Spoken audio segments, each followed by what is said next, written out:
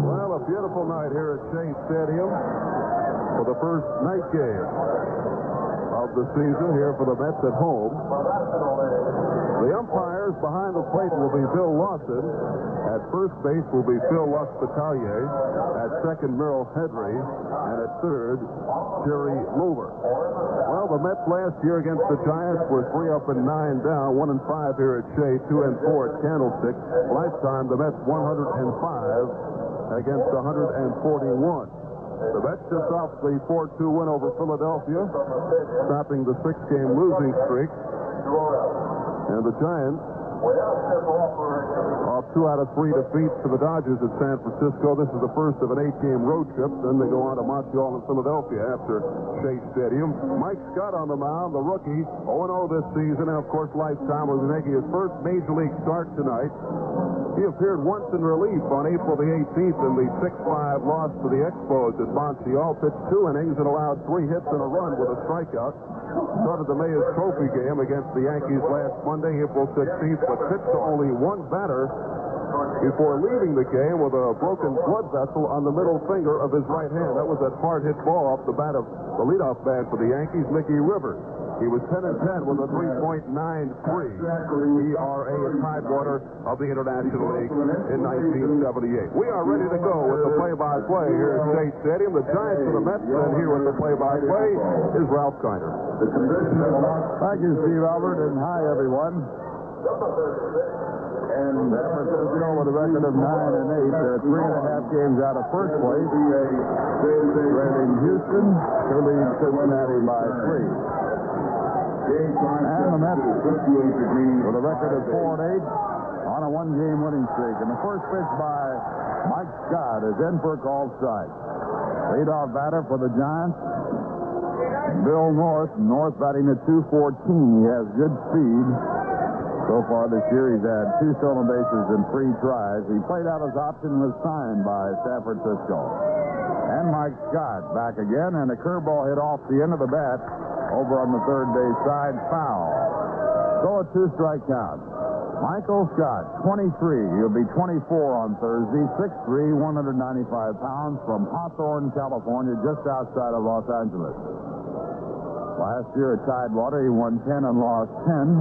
And his first major league start. And the right-hander with a fastball right at Bill North's feet. And he goes down to the ground, jumping over the ball. So the count 1-2. North really had to get out of the way. He had to move both feet at the same time, and he went right down to the ground. So now he walks over to the on-deck circle to clean himself up.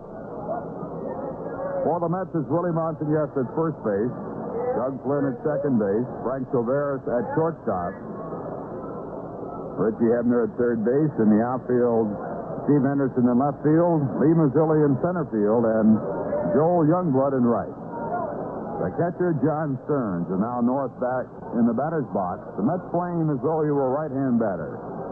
And the 1-2 pitch in the way, and it's grounded out toward the first base side. Montañez over in front of the second baseman. The throw is on by the pitcher, Mike Scott, who could not handle the ball. It goes into the dugout in spite of the fact that Stearns made a sliding, diving try to stop it. And North goes on down to second base. Montañez, ranging far to his right, was in front of Doug Flynn and fielded that ball, turned around, jumped in the air, and threw the ball.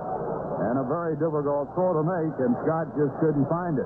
Ball could have been fielded by Doug Flynn, the second baseman. It scored as a base hit by Dick Young, who is the official scorer tonight, and also an error.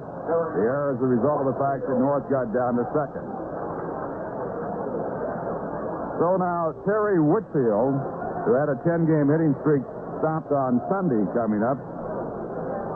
Whitfield hitting .289 last year, and so far this year, the left-hand batter hitting .333 with no home runs, 11 runs batted in.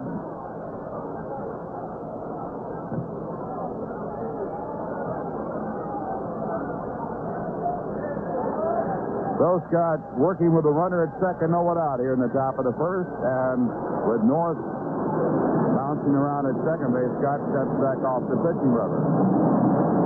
Now he's back in contact, goes to the set position,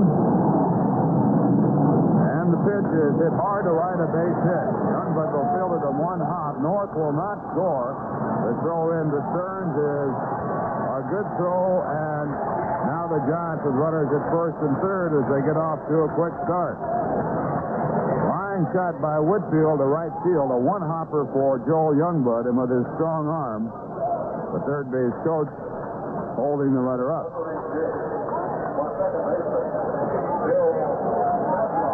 So now Bill Madlock, the second baseman, coming up.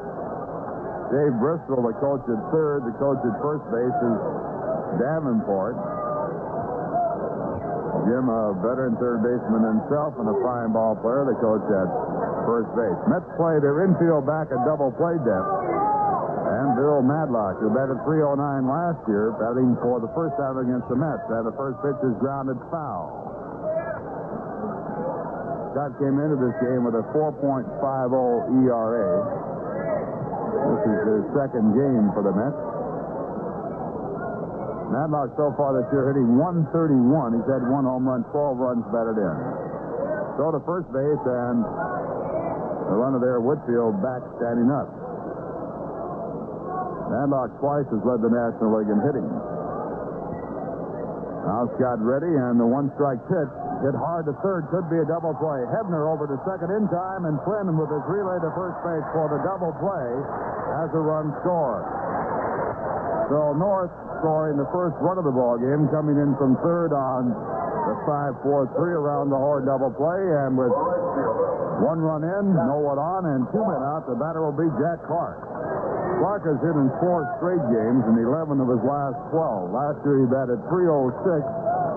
This year he's hitting .279. He's had 2 home runs and he has driven in 9. He is a legitimate hitter. Last year he had 25 home runs and 98 RBIs.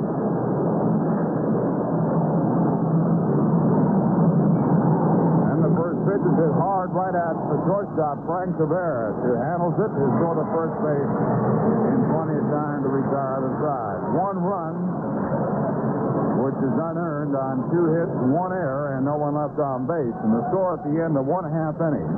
The San Francisco Giants won. The Mets coming up. Pup's Restaurant in Amsterdam is happy to be a part of Mets baseball on WCSS. Here's a special invitation to baseball fans to dine at this area's best Italian-American restaurant, Pep's. Joe and Sam continue the long tradition of serving outstanding American and Italian food. Pep's menu features a wide variety of dishes, steaks, chops, seafood, and such Italian specialties as veal, calamari, braciole, and more. You'll enjoy their appetizer carts with many of your favorites like eggplant and pickled peppers.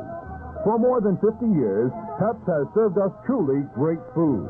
From 1923 to today, Pep's has earned an unmatched reputation. They're at 218 West Main Street, just off the east-west arterial in Amsterdam. Plenty of free parking across the street in their own lot. Pep's open Tuesdays through Saturdays from 5 p.m. to midnight, Sundays from noon to midnight. Join the many who claim Pep's as the place to go for fine American-Italian cuisine in the Amsterdam area. Pep's, 218 West Main Street, Amsterdam. Vida Blue taking his warm-up pitches. Vida, 29 years of age, 6 foot tall, 182 pounds, from Oakland, California. So far this year, he's won 4 and lost none. He has a high ERA of 4.37. In one game, he gave up 9 earned runs and was a winning pitcher. Last year with San Francisco, he won 18, lost 10, and his lifetime record against the Mets, 2 wins and no losses. So Vida Blue in his first appearance at Shea this year, and his first batter, Frank Tavares. Tavares hitting .278, no home runs, 2 runs batted in. 4 for 9 is the Met, and he is greeted with a warm welcome here by the Met fans. Tavares acquired for Tim Foley, and a minor league pitcher. Had a big base hit in Sunday's win over the Philadelphia Phillies. The Mets winning 4-2. Tavares put them in front, and the first pitch by Blue is high for ball 1. Pitch back by Blue, fastball too low, 2 balls, no strike. Blue won 18 games last year, and he had 8 games in which he started that he did not get involved in a decision. And a pitch back low, and it's 3 balls and no strikes. Last year, Blue had an earned run average of 2.79 in his first try in the National League. And his next pitch, a fastball high, and Tavares walks. So the Mets have their speed to run with no one out. San Francisco leading 1-0, and Mark Hill walks the ball back to the mound to talk to his pitcher, who has yet to throw a strike. For San Francisco, Mike Ivey at first base, Bill Madlock at second base, the shortstop Roger Metzger at third base, Darrell Evans in the outfield, and left Terry Whitfield in center field, Bill North, and in right field Jack Clark. Catcher Mark Hill.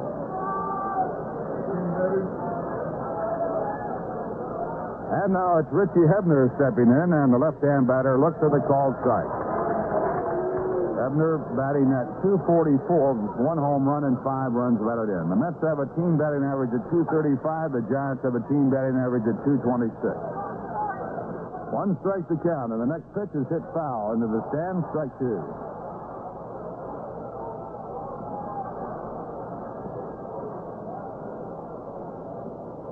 San Francisco really drawing fans last year and the early part of this. Had a tough series against the Dodgers, but a lot of people saw it. Sutton beat them on Sunday before with 50,000 fans. 2-strike pitch to Hebner. Breaking ball too low. 1 ball, 2 strikes.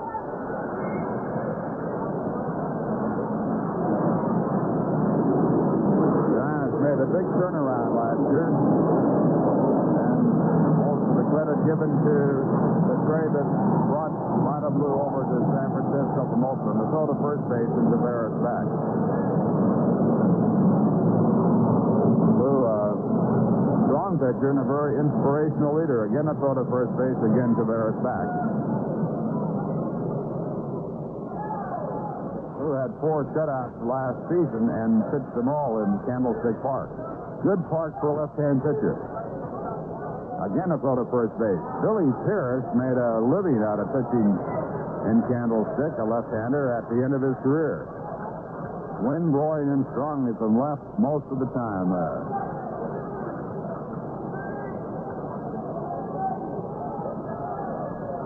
Tavares, good-sized lead at first. Blue to the set position, and the pitch to the plate. A curveball hanging inside and high. 2 balls, 2 strikes.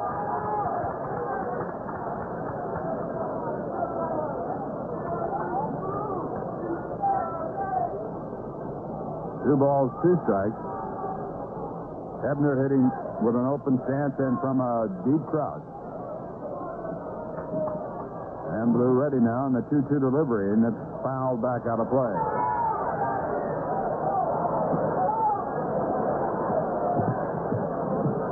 Vita Blue acquired from Oakland for Gary Alexander, Mario Guerrero, Dave Averlo, Philip Huffman, John Johnson, and Gary Thomason.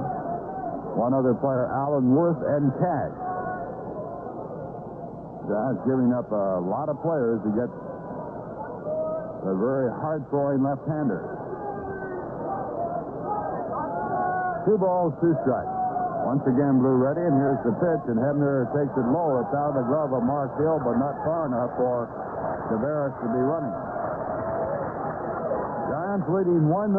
No one out. The Mets with a runner at first. A 3-2 count to Hebner. And right here, a decision for manager Joe Torre of the Mets, whether or not to put the runner in motion on the 3-2 pitch. Signs are out, and Blue sets up. Tavares does not go, and a ground ball hit down the first base line. It's a fair ball. Tavares will get third. Ball fielded by Clark and tossed into Madlock. And Hebner settles for a single. Right over the bag, down the first base line. And Tavares going first to third. So the Mets now have the potential tying run at third with no one out. And a batter coming up, Lee Mazzilli. Mazzilli did not have a base hit in the Philadelphia Phillies series. He is now 0 for 12, but still hitting .353 for the year. He's 9th in the batting race. He's had 2 home runs and driven in 10.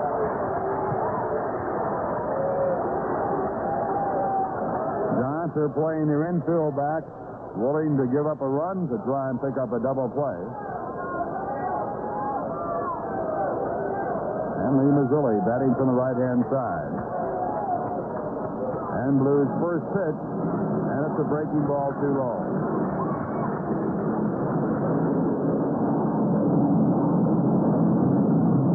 Now just about a winless evening here at Shea Stadium, but just barely moving. So the wind is not a factor. This is a beautiful night for baseball. Next pitch to Mazzilli, again a curveball, again it's low. 2 balls and no strikes, and again Mark Hill walks the ball back to the mound. Last year, the history as far as Vida Blue was that the Mets had a little bit of success early in the ball game against him. Once he got into the game, he was awfully tough, and that's usually the way it is with an outstanding pitcher. If you're going to get a good pitcher, you usually have to get him early. 2 balls, no strikes.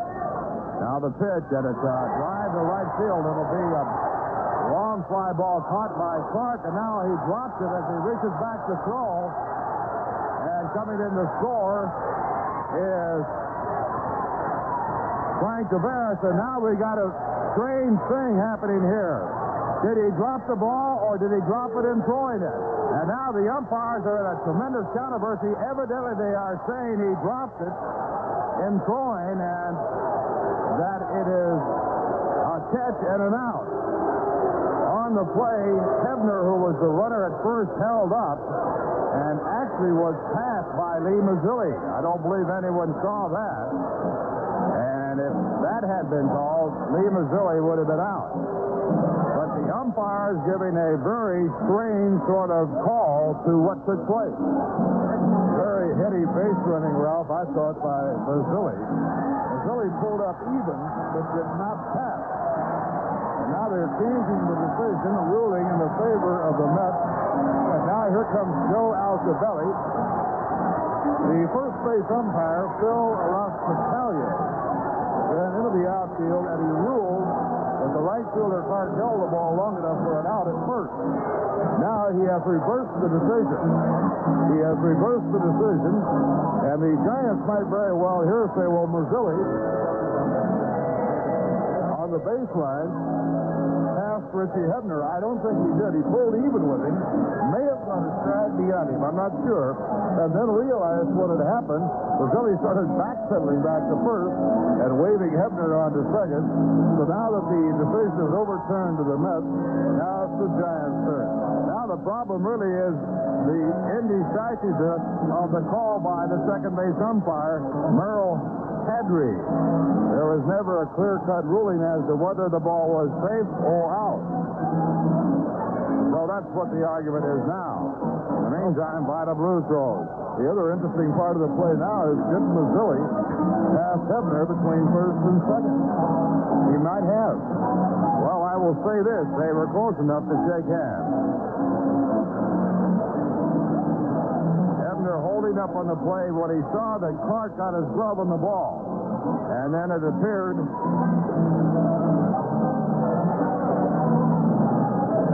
that Clark made the catch and lost the ball as he took it out of his glove.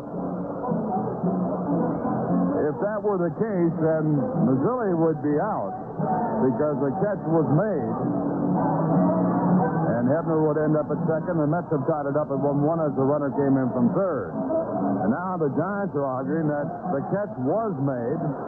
And if it wasn't made, probably arguing that Mazzilli passed the runner and should be out there. And the only professional umpire in the group is Bill Lawson, the plate umpire, recently signed by the National League. He has umpired the last 5 years of the Pacific Coast League, so he's obviously a qualified umpire. Now, the call was not Bill Lawson, but in this situation where they have to try and hash it out, Bill Lawson will have to move to the front and probably make the ultimate decision. He is the senior umpire, of course, and evidently has the power to overrule the other umpires. He is a National League umpire. So the argument persists, and Right now, it appears that the umpires are in a very long discussion together. Joe Altobelli, the manager of the ball club, off to the side while they talk it out. So we're waiting here to see what might be the final decision. Jack Clark has came in from right field to argue the cause. Now goes back to his position.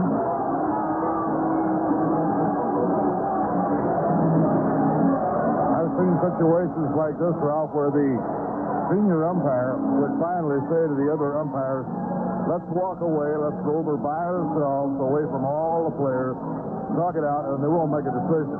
Because somebody has to come away from this play very unhappy. You're not going to please one side for sure. But on the play, Mazzilli gets a run batted in. Well, any way you look at it, he gets an RBI. And it's a tie ball game at 1-1. How would you score it? Would you score an error on Clark if they let Mazzilli stay on first? Or would you give him a base hit? The catch was a difficult catch. Over the head, backhanded try, and you could very easily give him a base hit. I thought so, too. It was going to be a jumping, outstanding catch by Jackie Clark.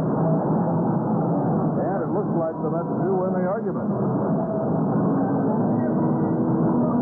So they are still discussing the situation. Three of the umpires, the third base umpire is not involved. Jerry, now they're calling Hebner out. I think they're calling Hebner out now. Now, how can they call him out? Here comes Joe Torre. That's what I call compromising. Well, Hebner was a base runner, and he can't be out because the runner, if he was passed, is the one that's out. If you pass the runner on the bases, you are out. Well, Mazzilli should be the one called out if this is going to be the ruling that Mazzilli passed Hebner. You recall a famous no-hit, no-run bid when Pittsburgh played Milwaukee and Harvey Haddock pitched a perfect game for 12 innings. Hadcock hit one out of the ballpark, and he got only a single because he went by the runner who was on first base. Boy, Hebner is dismayed. He can't believe that he's been called out. And that, of course, is an obvious compromise. But Torre is not buying the compromise. And they're going to have to try to explain it to Torre, who knows the rule book very well. Well, the worst part about that is if they take Hebner off the bases, he's in scoring position, where Mazzilli, if he is left on, is at first base. We've now had two reversals by the umpires. I wonder if we're going to get a third. Joe Pignatano arguing very hard, and so is manager Joe Torre. But as Ralph points out, if Mazzilli did pass Hebner between first and second, and I suspect he probably did, Mazzilli would be out and not Hebner. And since they rule the ball was not caught, Hebner has to be on second base.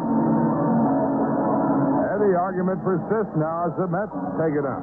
Joe Torre gesturing very strongly out there. And the interpretation had to be made by the home plate umpire Bill Watson, who umpired 5 years in the Pacific Coast League before being signed as the National League umpire.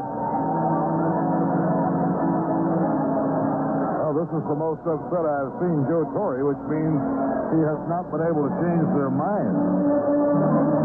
If their mind has been changed twice, who knows? It might be changed a third time before it's all over, Steve. And in the meantime, look who continues to tune up on the mound. Vida Blue gets his rhythm. Well, he's in the fourth inning as far as this game is concerned.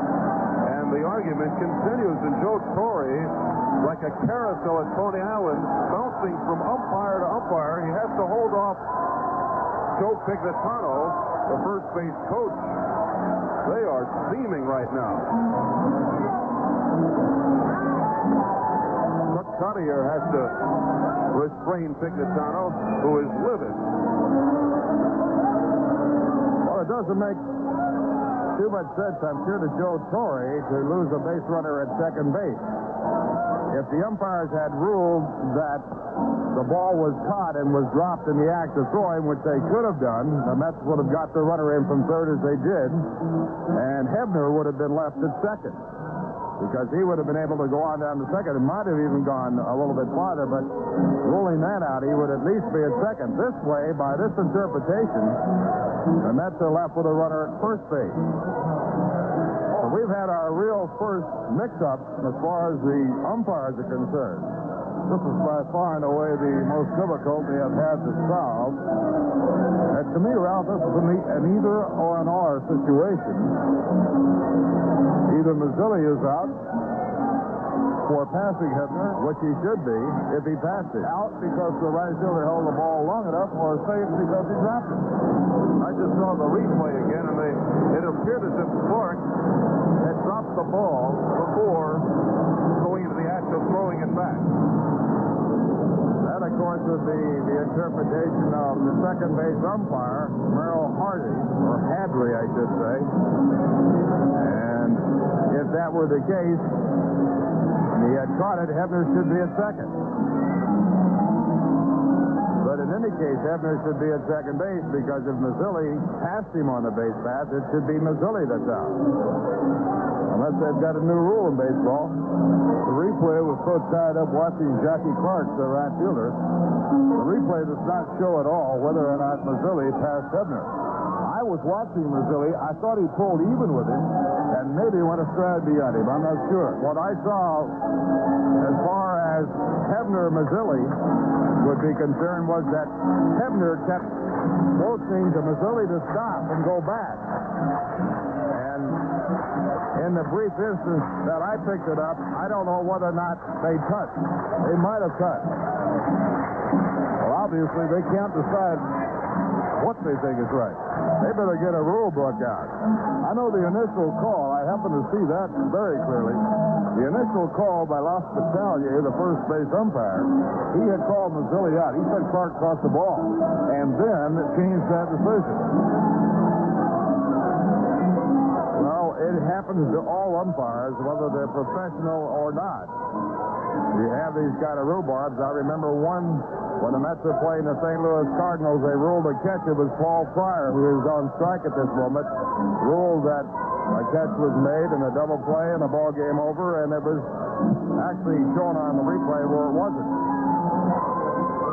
Well, they're going to have to make a decision one way or the other out here pretty quick, Ralph. If there is a difference on the interpretation of the rule book, the game can be protested by Joe Torre.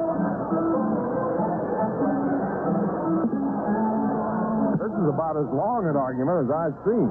Usually they get it settled. It's a very calm argument right now. Joe Pignatano was mad for a while. He has now cooled off, and they're just standing and talking it out, apparently without too much emotion. Now there's another side of this coin, too. If they rule that he caught the ball, Hebner had to go back to first to tag up, which he did not do, and then it would be a double play. Absolutely.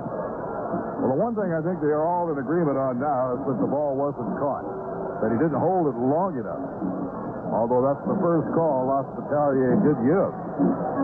I would not have been surprised if they had called Mazzilli out after the first argument, ruling that he passed Hebner. But when they called Hebner out, that one really surprised me, and obviously surprised Joe Torre. Well, this is hard to try and figure out. Well, we could have a very long session here, Ralph, because if they change again and rule in Torre's behalf, then you'll have Joe Altobelli coming back out for his side of the story again.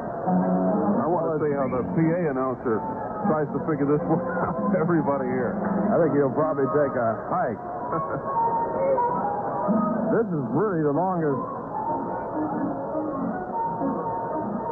timeout that I have seen with a decision involving the umpires is concerned. They haven't made their minds up yet. That's strictly the umpire. The giant Bill Lawson is the professional umpire in the crew, and naturally he is working the plate. But on his shoulders the burden of getting this dispute settled. Half the Giant ball club has returned to the dugout. I see about 5 of them out there now, 5 or 6 of them. Vida Blue has gone back to the dugout. And they're just milling around between first and second right now. Well, the president of the National League, Chubb Feeney, is in the ballpark tonight. Well, he can get involved. There's no question about that. In playoff games, he gets involved. I remember a decision made regarding rain, Philadelphia and the Dodgers. And he came out and inspected the field and said, let's play ball. Let's keep on playing. Chubb Feeney is here, and so is Blake Cullen, who handles most of the umpire's responsibility, as well as the public relations for the National League. So we still have a delay here as the umpires try and come up with some sort of a settlement. One thing is certain, the Mets have tied the ball game because no matter how they rule it, there would not be 3 men out, and the run will be recorded as a tie ball game run here in the first inning. The inning started off when Frank Tavares walked on 4 pitches. Richie Hebner on a 3-2 pitch singled over the bag at first to put Tavares at third. Then Lee Mazzilli hit a line drive to right center field. Jack Clark, the right fielder, went back for it, reached high over his head, a backhand one-handed try, and got his glove on the ball. He came down with the ball and hand together, bare hand together, and started into a throwing motion. And the ball came out and rolled about 10 or 15 feet away.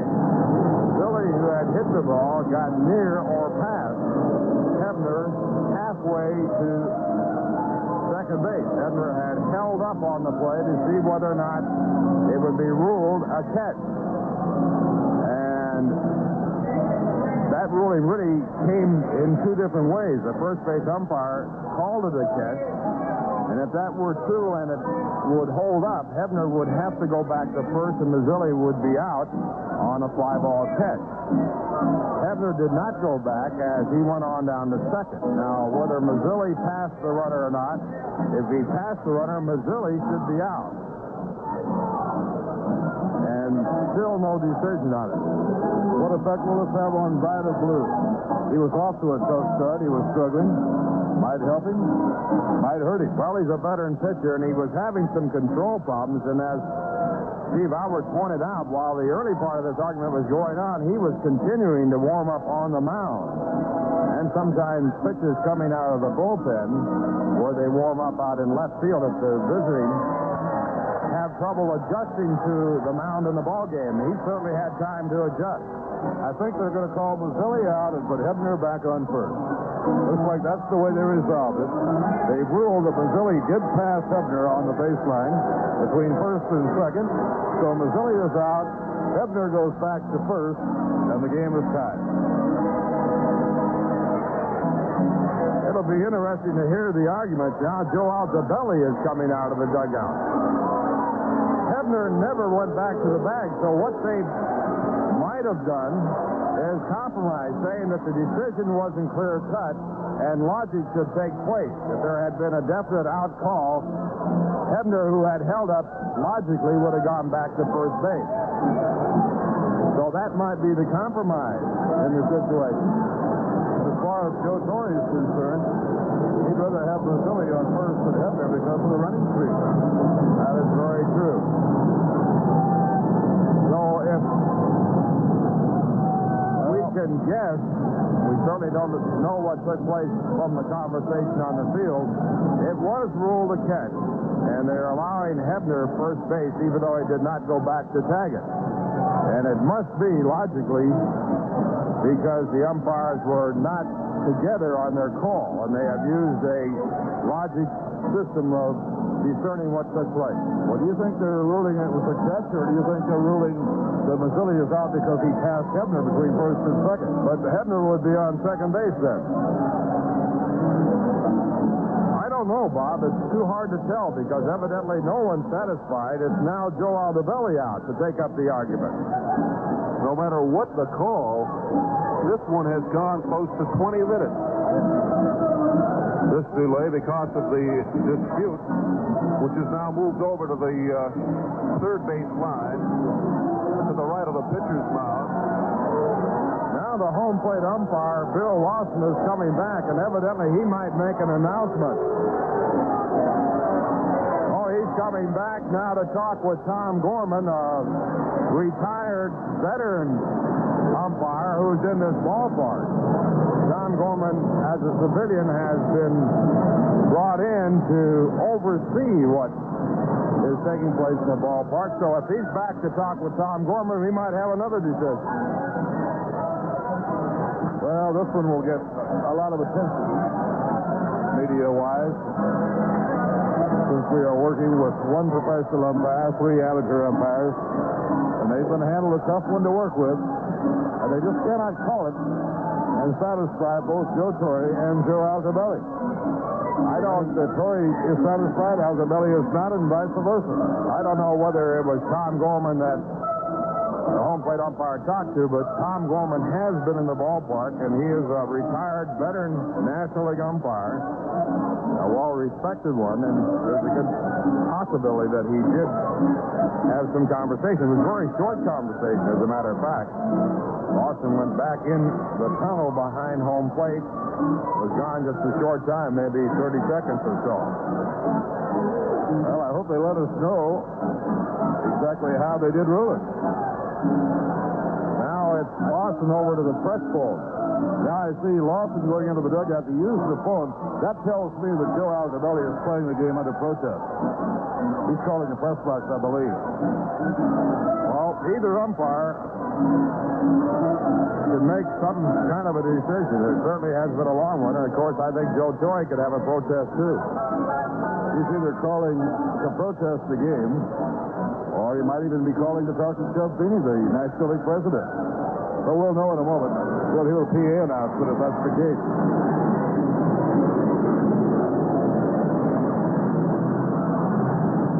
Can you imagine if the line was busy? There'd be another delay.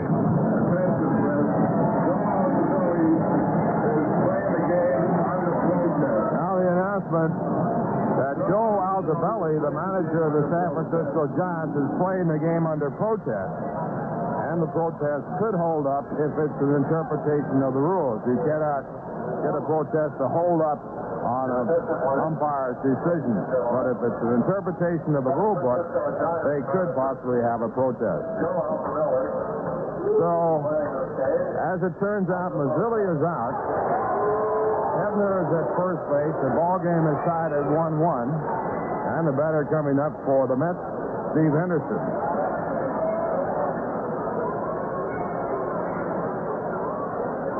So the fans here will have something to talk about and remember,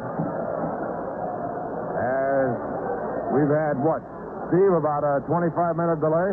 Yes, 25 or 26 minutes. It all began somewhere in the vicinity of a quarter after or 20 after 8. Aha, 28 minutes. Well, I believe Joe Torre also wants to play the game under protest, Ralph. If it is true, we'll have that announcement in a moment. I don't think I've ever seen a Major League ball game where both managers play the game under protest. Here comes the announcement. So it's going to be protested by both managers. And officially, we got about a 28-minute delay, 28 or 29-minute delay on a decision that has been protested by both managers. So Steve Henderson finally steps into the batter's box. He's batting .306. No home runs, 5 runs batted in. And Vida Blue finally back to work, and his first pitch is called strike. And the run scored into the catch. And the man is still on first base. Now, the one-strike pitch to Henderson hit hard to right center field. Going over to make a running catch is the center fielder, Bill North, and he hauls it in. And this time, the throw comes in with no problems, and Hebner back to first base. Henderson hitting the ball hard to right center out on the line drive as Bill Norris catches it. 2 men away, and that brings up Willie Montagnez.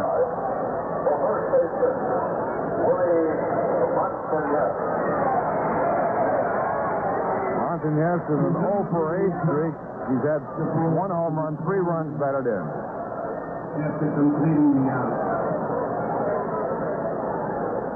And now the pitch to Montagnez by Vida Blue, a curveball low for ball 1.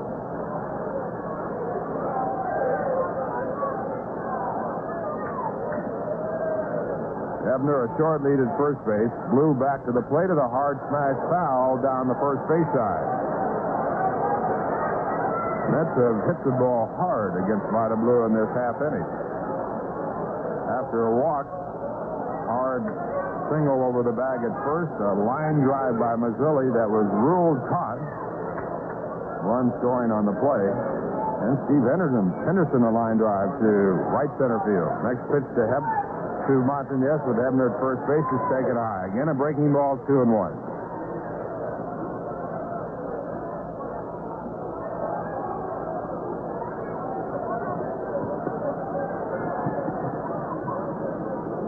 The 2-1 delivery, and it's too low. 2 balls, 2 strikes. Vida Blue got off to a great start for San Francisco last year, was 12-4 at the All-Star break, and started the All-Star game. Next pitch back to Martinez, a long drive way foul. Willie jumping on a high curve, but putting the ball 100 or so feet foul. Blue was the first pitch in baseball history chosen to start All-Star games for each league when he started the All-Star game at San Diego this past year. Runner goes, and the pitch is inside. It's ball 4. So Montagnez walks. Ebner now at second base. That will bring up Joe Youngblood. Youngblood has a 4-game hitting streak. He's batting .304 with 1 home run and 3 runs batted in. His home run coming Sunday, and it broke a scoreless string of 26 innings in which the Mets did not score. And it also started a 4-run rally for the Mets that saw them win the game 4-2.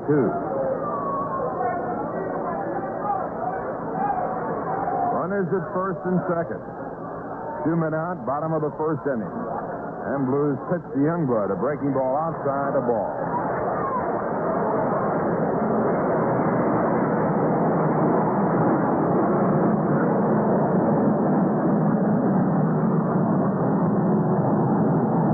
Blues sets up again, and the 1-0 pitch. A call strike, 1-1.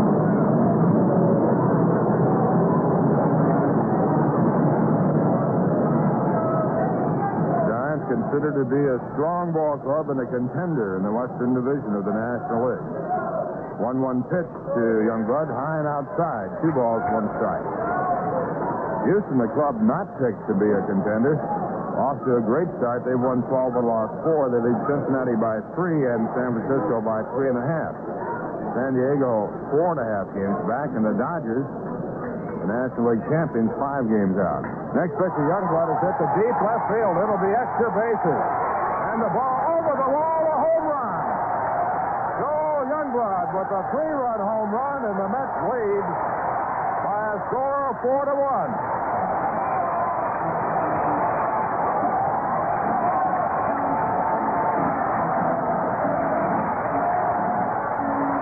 That is his second home run in 2 games. As Ralph pointed out, he snapped the 26-inning scoreless streak for the New York Mets on Sunday in the 4-2 victory over the Phillies. That was hit over the left field wall at Veterans Stadium, and he does it again here tonight. 2 in 2 games for Joe Youngblood. That was a line drive. It was certain to be an extra base hit, but it cleared the wall in left field. It was hit so hard.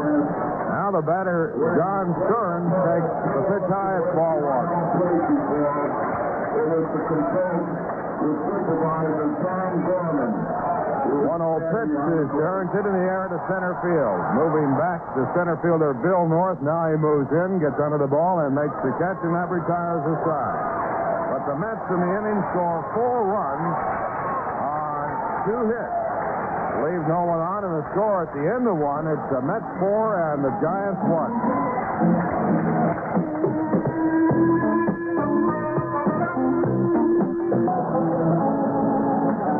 We're going to the top of the second. A long first inning, and the Mets leading by a score of 4-1.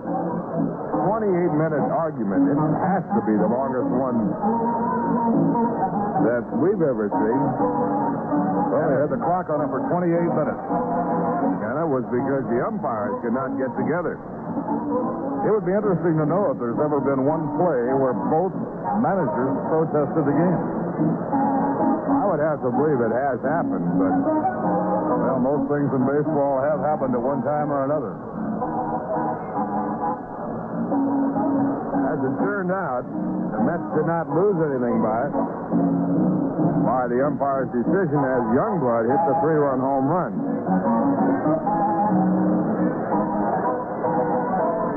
So now, Mike Scott getting set to pitch his second inning. He's had a long rest of the mound, and that sometimes is not good. Long rest on the bench going to the mound. John scored in the first inning, but it was an unearned run and certainly not his fault. He'll be working to Darrell Evans, Mike Ivey, and Mark Hill as his first 3 batters.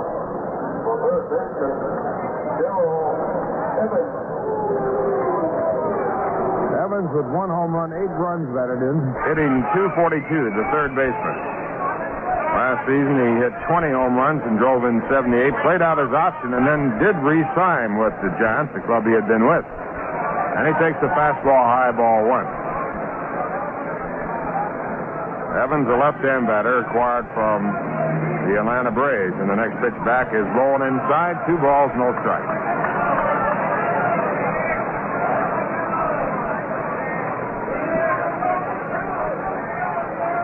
And Scott into the windup. The 2-0 pitch on the way, and Evans swings and misses. 2 balls, 1 strike.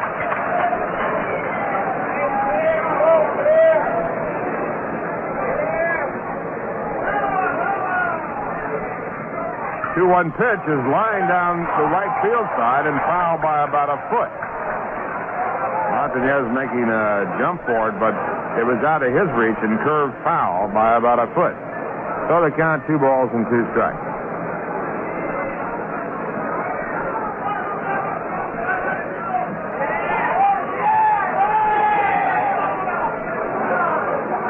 Once again, Evans in the batter's box, and the 2-2 pitch, curveball grounded slowly to the second baseman, Doug Flynn, who has it.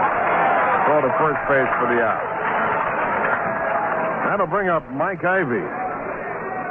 Ivey hitting .264 with 2 home runs and 8 runs batted in. Last year he batted .308 with 11 home runs and 55 RBIs. Last year he shared the first base duties with Willie McCovey. And the big decision for Joe Altobelli this year was whether or not to give Ivey the job at first. McCovey right now is being used mainly as a pinch hitter. The first pitch is low, it's ball 1. McCovey has had 3 runs batted in this year as a pinch hitter. And next pitch, a ball, it's 2 balls, no strikes.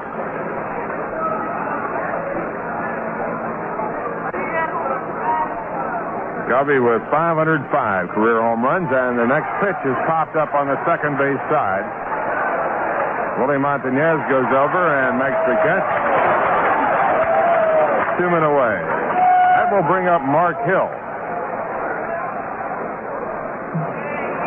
Hill hitting .145. He has 1 home run, 6 runs batted in. Last year he batted .243 with 3 home runs and 36 RBIs.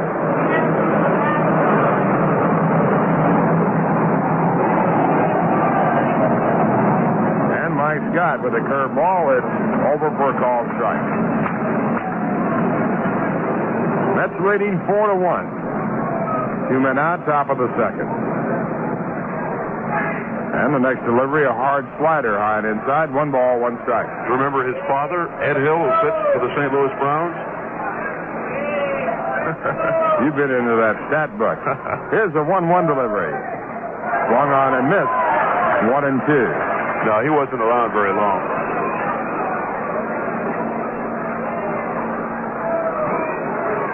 St. Louis Browns, now the Baltimore Orioles. 1-2 pitch.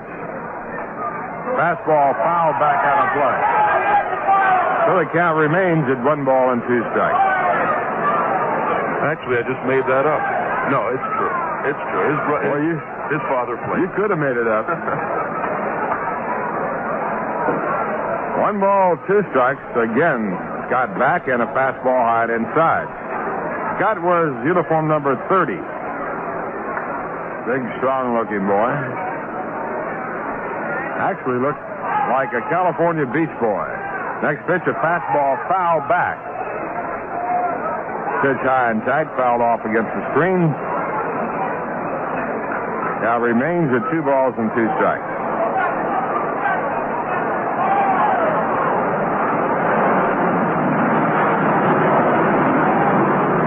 And the 2-2 pitch. Hit hard down to Hebner, who digs it out on the short hop, flips to first base. Retired. Good play by Richie Hebner. And the Giants out in order in the top half of the second. The score at the end of 1.5. The Mets 4, the Giants 1. Ralph Kiner along with Steve Albert and Bob Murphy from Shea Stadium. Doug Flynn stepping in. That's leading 4-1. After leading 3-0 in Philadelphia, the Dodgers lost their lead to Philadelphia. Phillies got 5 runs in the bottom half of the third. So at the end of 3, Philadelphia 5, the Dodgers 3. Jim Cott knocked out of the box. Doug Bird now pitching.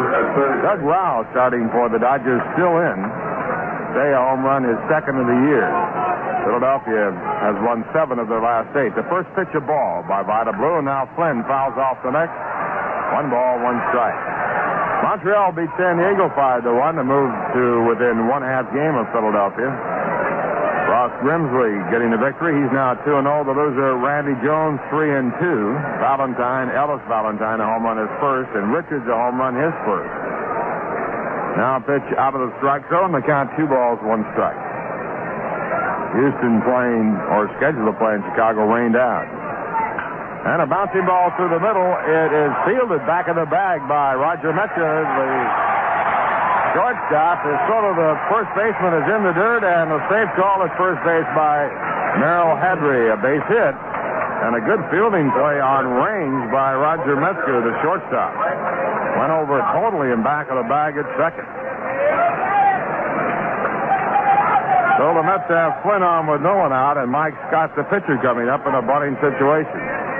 Pittsburgh leading Cincinnati 2-1 after 2.5. Robinson 1-1 pitching for the Pirates, who have lost 6 in a row. They're in last place. Pastore pitching for Cincinnati. Frank Pastore. Morgan, a home run, his second. Cincinnati has won 5 of their last 6. And the first pitch to Scott, taken low in bunting position, ball 1. At the end of 5, it's St. Louis 3, Atlanta 2. Bob Forsch 0-2 against Mickey Mailer 0-1. Tyson and Lum home runs, their first. And the next pitch is bunted foul. 1 ball, 1 strike. In the American League, the Yankees are scheduled later on against Oakland. Cleveland defeated Minnesota 7-2. Rick Wise, the winning pitcher, he's now 2-2. Roger Erickson, the loser, 0-3. Bonds got his second home run, and Thornton got his third for Cleveland. Milwaukee 4, Detroit 2 after 2. Kip Young going for Detroit. Slayton 0-1 pitching for Milwaukee. That game has been postponed because of rain. And the next pitch, a ball. It's 2 balls and 1 strike. Later on, Chicago in Kansas City. Toronto 0, Texas coming up. Lemanchek pitching for Toronto against Steve Comer. Baltimore against California. Boston against Seattle. Now a good bunt on the first base side, fielded by Ivy. It's go to Madlock, the second baseman covering at first, is in time. And Flynn moves down to second in scoring position. Good bunt by Mike Scott. That will bring up Frank Tavares, who walked on 4 pitches his first time up.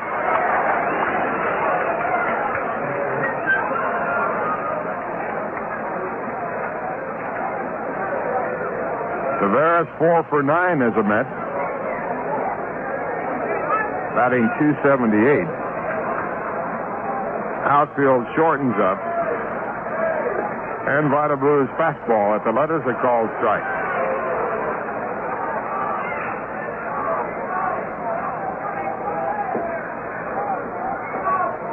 And the next pitch, Tavares line to left center field. Over there, though, is Bill North, and he hauls it in. Flynn halfway goes back to second. Well hit ball, but caught on the line by Bill North, the center fielder.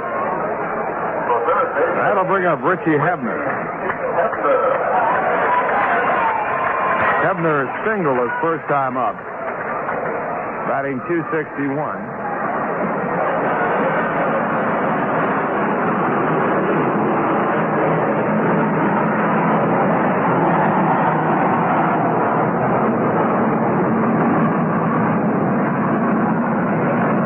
Leading by a score of 4-1 with 4 runs in the first. 3 of them on a home run by Youngblood. And the first pitch, a curve over, a called strike.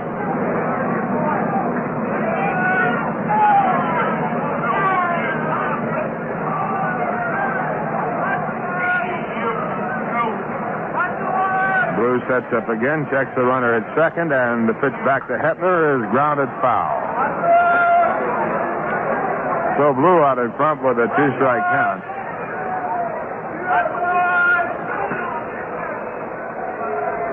With 142 lifetime victories, 18 of them in the National League, Vida Blue has a chance to win 100 games in both leagues. Only 3 other players have done that. Cy Young the first. Young won over 500 games. 2 strikes to count to Richie Hebner. And Blue's next pitch in the dirt. Dug out by Mark Hill, and Flynn holds at second base. Jim Bunning and Gaylord Perry are the other 2 to have won 100 in each league.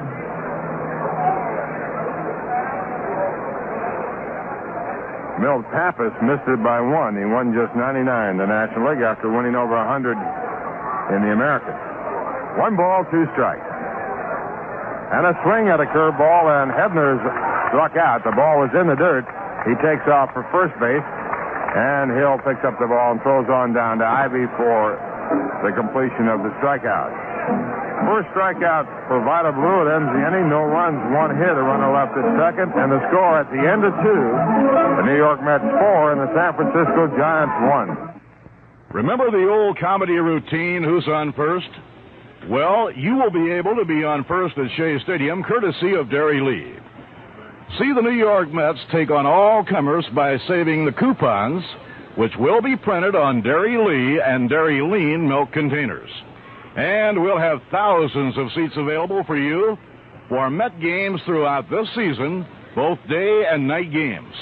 So no matter what hours you work, you'll be able to see the Mets free on Dairy Lee. All the details will be printed on the side panel of Dairy Lee and Dairy Lean containers. And it's all so easy. An average-sized family could save enough coupons in 1 week to get 1 free ticket. So look for those Dairy Lee and Dairy Lean containers soon, coming to the dairy case of your favorite store. And before you know it, who will be on first? You'll be. Dairy Lee. Old-fashioned goodness, fresh from the farm. We're going now to the top of the 3rd. The Mets in front 4-1, and we're coming in for the play-by-play, Bob Murphy. All right, Ralph, in the 3rd inning, Roger Metzger, the San Francisco shortstop. One of 2 switch hitters in the Giant batting order will be leading off against Mike Scott. Mike, a last-minute starter here tonight. Pitch thrown by the blonde right-hander, a strike call to the inside corner. Pat Zachary bothered with an inflamed pitching elbow. Mets are hoping that he'll be ready to face the Dodgers on Saturday afternoon here at Shea. And the pitch by Scott, inside low, 1 ball and 1 strike. Mike Scott was signed out of Pepperdine University in California by the New York Mets. Performed well in the Texas League and the International League. Now the 24-year-old right-hander's pitch. A check swing, and it's outside, 2-1.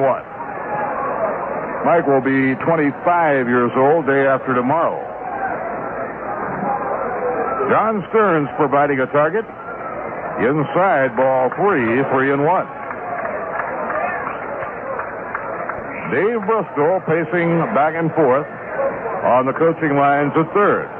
Jim Davenport coaching first. Slow grounder, foul, off to the right side, no play. And Scott has gone 3-2 on Roger Metzger. Vida Blue will be coming up next, and then Billy North. New York leading 4-1. Mazzilli drove in 1. Youngblood hit a 3-run homer. Ground ball hit to shortstop to his left. Tavares. He's up with it, and he guns it in time. So Mike Scott getting the leadoff batter, Roger Metzger.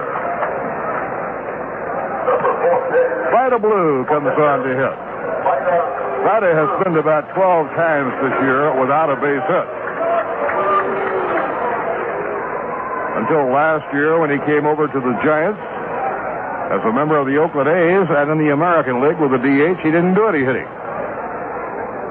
Bunnett foul down the third baseline, no play. It's interesting that everybody has their last names on the back of their uniforms, but Vida Blue puts the name Vida. I understand that's a tribute to his dad, Vida Sr. Vida Blue, a gifted athlete. And a curve pull foul. Very remarkable young man, too. Very bright, very easy to be around. Thinks things out very well. He took a lot of harassment over the years for the Oakland A's and handled it very well. Finley wanted to put the name True on the back. And he smacked. Oh, what a stab by Flynn. Throw to first, and he's out.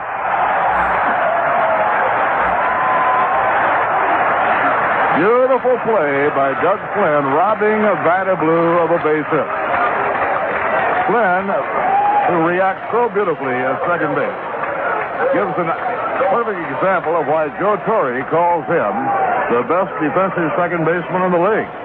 He took a base hit away from Blue. He ripped a low line drive in the hole, and Flynn made a headfirst dive, stabbed it, and then scrambled to his feet and threw him out. Mets are playing well in the infield so far tonight behind young Mike Scott. Billy North, the leadoff batter, hits it late, foul ball. In the last inning, Richie Hebner came up with a wicked ground smash. That ball hit by Mark Hill, and then he threw him out. Mets lead 4-1, batting at the top of the third, the San Francisco Giants. He had an idea about a drag bunt, pulled the bat away. 1 ball and 1 strike to Billy North.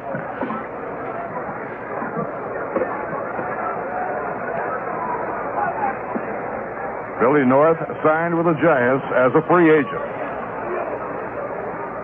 1-1 delivery by Mike Scott, and a half swing. Did he hold in time? They check it at third, no swing. So 2 balls and 1 strike to Billy North. Billy North, as a switch hitter, reached safely on an infield hit on a ground ball bounced on the right side of the diamond in the first inning. 2-1 delivery, low, ball 3, 3-1. Billy North has marvelous speed, a good outfielder who does not have a strong throwing arm. Pete Rose hit his first Philadelphia home run. Ground ball toward the hole, over in the hole, Tavares, the long throw, and he's out. Oh, what play in the infield here tonight by the New York Mets. Tavares goes in the hole, and from the rim of the outfield grass, threw perfectly across the diamond, and Tavares is getting a good hand as he comes into the dugout. No runs, no hits, none left. In the middle of the third inning, the New York Mets 4 and the San Francisco Giants 1.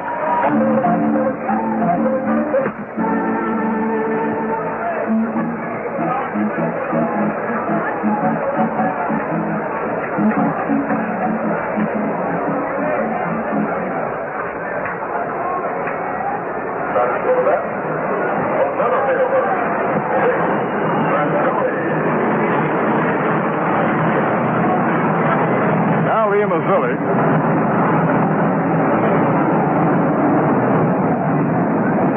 off the last half of the third inning. And Maz hit the drive to right field that led to the 28-minute argument on the field. Well hit drive. Clark raced back, had it in his glove for a moment, and then it fell out. Ground ball whacked the shortstop. Metzger bobbles for just a moment to throw, and he fouled it a very close play. Look and listen. He bobbled it for an instant, and as a result, the play was very close. Mazzilli thrown out by Roger Metzger. After arguing for about 28 minutes, they finally went back to the first ruling that Clark had held the ball long enough for a putout and had dropped it in the act of throwing. Steve Henderson hit the ball hard and lined out to center field his first time at bat. The Phillies lead the Dodgers 6-3 at the end of 4 in Philadelphia. Doug Bird in relief of Jim Cott.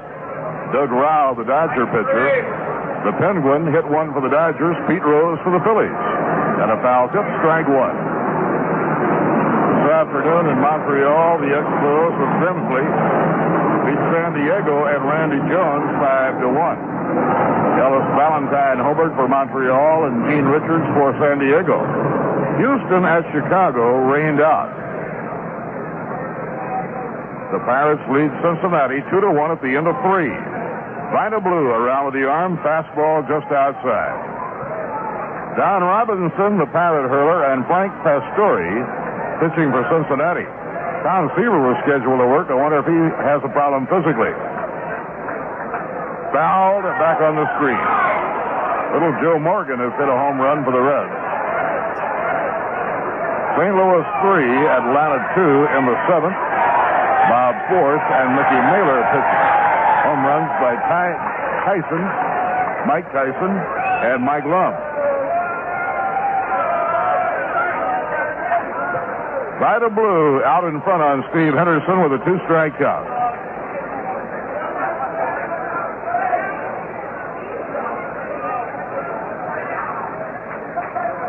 The infield spread out straight away.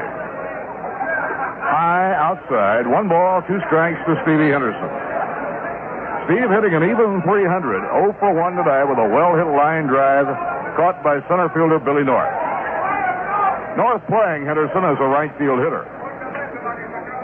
And a ground ball hammered to shortstop, handled by Metzger, and the throw will get Henderson by a stride.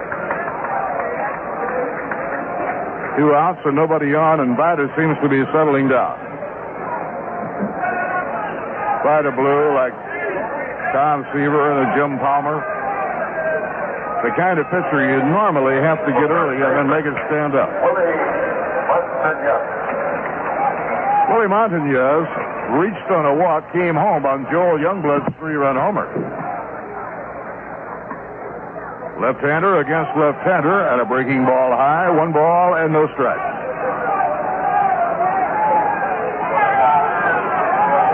The 1-0 delivery, and he pops the ball up on the right side of the infield. Bill Madlock waved off by Metzger. Metzger makes the catch over on the right side of the infield. So the Mets out in order for the first time. No runs, no hits, none left. At the end of 3 innings, the Mets 4, the Giants 1. Jackie Stewart, winner of more Formula One Grand Prix automobile races than any driver in history. Formula One racing can be incredibly expensive. Even tires and fuel don't come cheaply. Of course, in racing, the price of fuel is not much of a consideration. But when you're driving down the highway in a car that doesn't deliver such terrific gas mileage, and you've got to use premium gasoline in that car, well, then the price of gasoline should be a consideration. Paying premium prices for premium gasoline is not something I'd care to do. Not when there's a premium that sells for less than most other major premiums. Getty Premium. Getty offers quality premium gasoline without the premium price. That means you can get the power your car demands and pay less for it. So remember, when you fill up next time, fill up with Getty Premium. The premium that gives you more miles for your money. 4th inning now at Shea Stadium in the opening game of 3 between the Mets and the Giants. Terry Whitfield, the left fielder, batting second, leads off. Whitfield has been swinging the bat real well for San Francisco. Inside and low, ball one. 24-year-old Mike Scott, who pitched last season at Tidewater in the International League, starting his first Major League ball game. Way inside, 2-0. He made the hitter Whitfield jackknife out of the way. Over the first 3 innings, young Mike Scott has allowed no runs and 2 hits. 2-0 delivery, swing and a miss. Gave him a good fastball. He threw smoke with that. And the count is 2-1. Bill Matlock on deck, and then Jackie Clark, 2, 3, and 4 in the batting order. Inside, it just missed, 3-1. The Yankees are in Oakland tonight. That game will start much later. In a day game, Cleveland beat Minnesota 7-2. Ball 4. And so, Mike Scott has walked the leadoff batter, Terry Whitfield. It is the first walk by Mike Scott. And any pitcher always hates to walk the leadoff batter in an inning. Milwaukee and Detroit played 2 innings, and then they were rained out. Milwaukee was ahead 4-2. Kansas City leading Chicago 1-0 at the end of 2. Laron LeGros against Dennis Leonard. Pitch to Matlock. He bluffed at a bunt. 1 ball and no strikes. Toronto playing out in Texas. No score at the end of 2. Dave LeManchek against Steve Comer of the Rangers. Throw to first. He had him leaning the wrong way, but the throw was not good enough. Throw a little off target. With a perfect throw, might have had him. Baltimore and California tonight, and the Red Sox are way out in Seattle. And a hard throw to first, not in time. Seattle Mariners will be trying to snap an 8-game losing streak. And the pitch on the way, fastball high. And young Mike Scott flirting with some trouble here after walking the leadoff batter. Now he is behind Bill Matlock. 2 balls and no strikes. So John Stearns figures right now is the time to try and get this thing going in our direction. And he goes out to talk with his pitcher. The 2-0 delivery. Hit hard. Caught by Hebner. Throw to first. Save. Close play at first. And another beautiful play by third baseman Richie Hebner. That was a wicked line drive. It looked like it would be a double. And Hebner went over his head and flagged it down. Second good play in the ball game by Richie Hebner. The Mets are playing a lot of defense so far tonight. 1 out and 1 on. Here's Jackie Clark, the right fielder. One of the better young hitters in Major League Baseball, Jackie Clark. Strong right-handed batter. Had a 26-game hitting streak last year. And a breaking ball on the outside corner, a strike call. At the time Clark was hitting in 26 straight, Pete Rose was on his record-breaking tear, and you didn't hear much about it. Clark wound up batting .306. And the pitch. Breaking ball outside, 1 ball, 1 strike. That 26-game hitting streak was a new Giant record. He holds the record for the longest streak. I believe the roar of the jet airliner bothering the hitter Clark a little bit, and he steps out and stays out of the batter's box for a moment. The 1-1 delivery, line drive, base hit going into left field. Terry Whitfield will stop his second. Henderson plays the ball back to Frank Tavares. The last 2 batters have hit the ball very hard. The Giants have runners on first and second. 1 man away, and here is Darrell Evans. Darrell hitting .238 right now. Signed a new long-term contract with the Giants. Off of an excellent season last year. He had 20 homers and 78 RBIs a year ago. The infield and the outfield play him as a pull hitter to right. Curve inside of the knees, 1 ball and no strikes.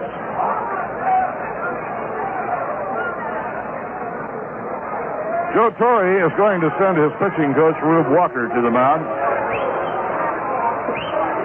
Rube going out to talk with young Mike Scott and see if he can be of help to him. John Stearns, Willie Montañez, Frank Tavares, all coming up on the mound to attend the meeting.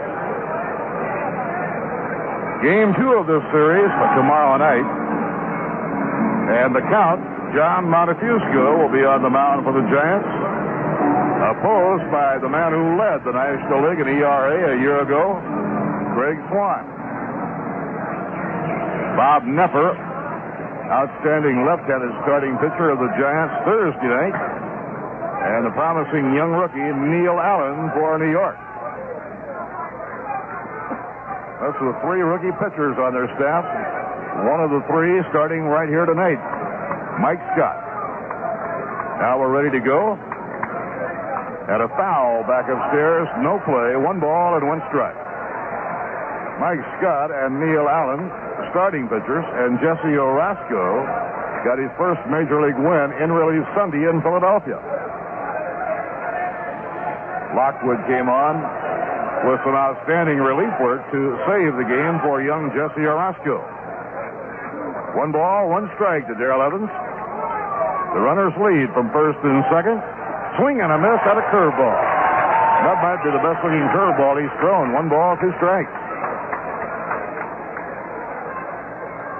Waiting on deck, right-hand batter Mike Ivey. Infield, a double plate up. And Mike Scott elects to step off, chasing Terry Whitfield back to second. Jackie Clark is on first, 1 man away. 4-1 New York, 4th inning. Here's the pitch on the way. Ground ball hit toward the hole. Base hit going into right field. Whitfield around third. Youngblood bobbles the ball. The run will score. It is now 4-2, and the tying runs are on first and third. Youngblood lost any shot he had when the ball popped out of his glove. An RBI, an error for the right fielder on the advance from second to third base.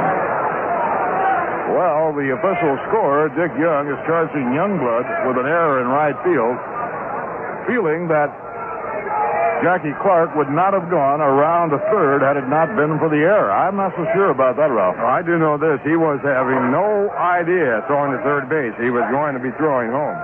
Absolutely.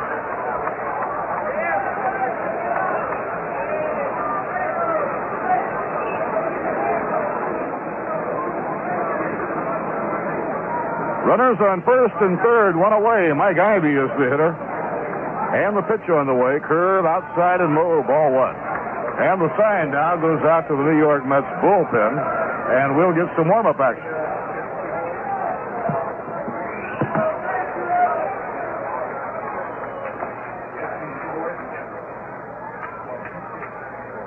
The 1-0 delivery, curve inside, 2 balls and no strikes.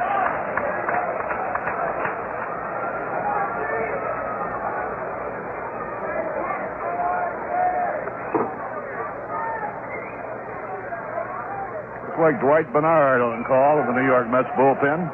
Fastball high, 3-0. So all of a sudden, Mike Scott's world is in danger. He is behind Mike Ivey, 3-0. A walk would load the bases with 1 away and bring up the catcher, Mark Hill. Here's the stretch by Scott. And the pitch on the way. Swung on and missed. He had a green light on a 3-0 fastball. He tried to take it uptown. Now it's 3 balls and a strike.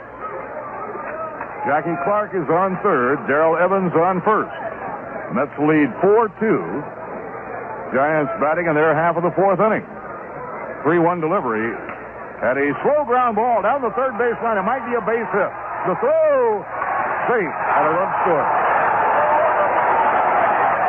Well, you play Ivy deep at the infield. He has power. He trickled one down the third base line. A swinging butt. And he beats it out for a base hit. A run scores, and it's 4-3. 3 hits in a row by the Giants. Now they have runners on first and second. Still only 1 man away.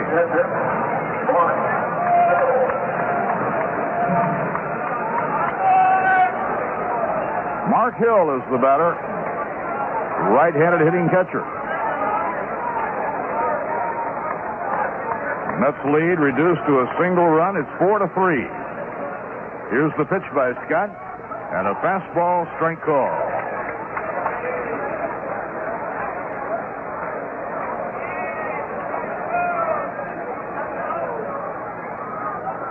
In the inning, Scott has allowed a walk and given up 3 hits. The last was an infield hit. Here's the pitch on the way, low outside. 1 ball and 1 strike now to Mark Hill. Hill hit the ball hard, and a fine fielding play by Richie Hebner deprived him of a hit his first time at bat. So with Mike Scott in trouble here in the 4th inning, Dwight Bernard is warming up in the bullpen.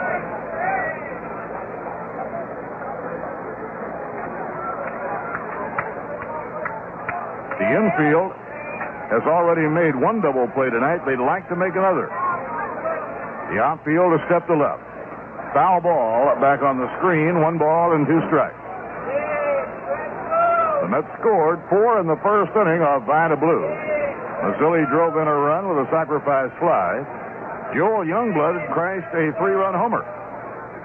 Giants got 1 in the first, and they have scored 2 here in the 4th inning. Pitching 1 and 2. High, inside, 2-2. The shortstop, Roger Metzger, will be the next hitter. Giants 3 runs on 5 hits. New York 4 runs on 3 hits. Pitching 2-2. And he popped the ball up. It's playable. Montañez near first calling for it. They invoke the infield fly ruling, and he has it for the out. 2 down. So 2 men away, and Metzger coming up. San Francisco Giants shortstop is 0 for 1. For shortstop, Roger Metzger.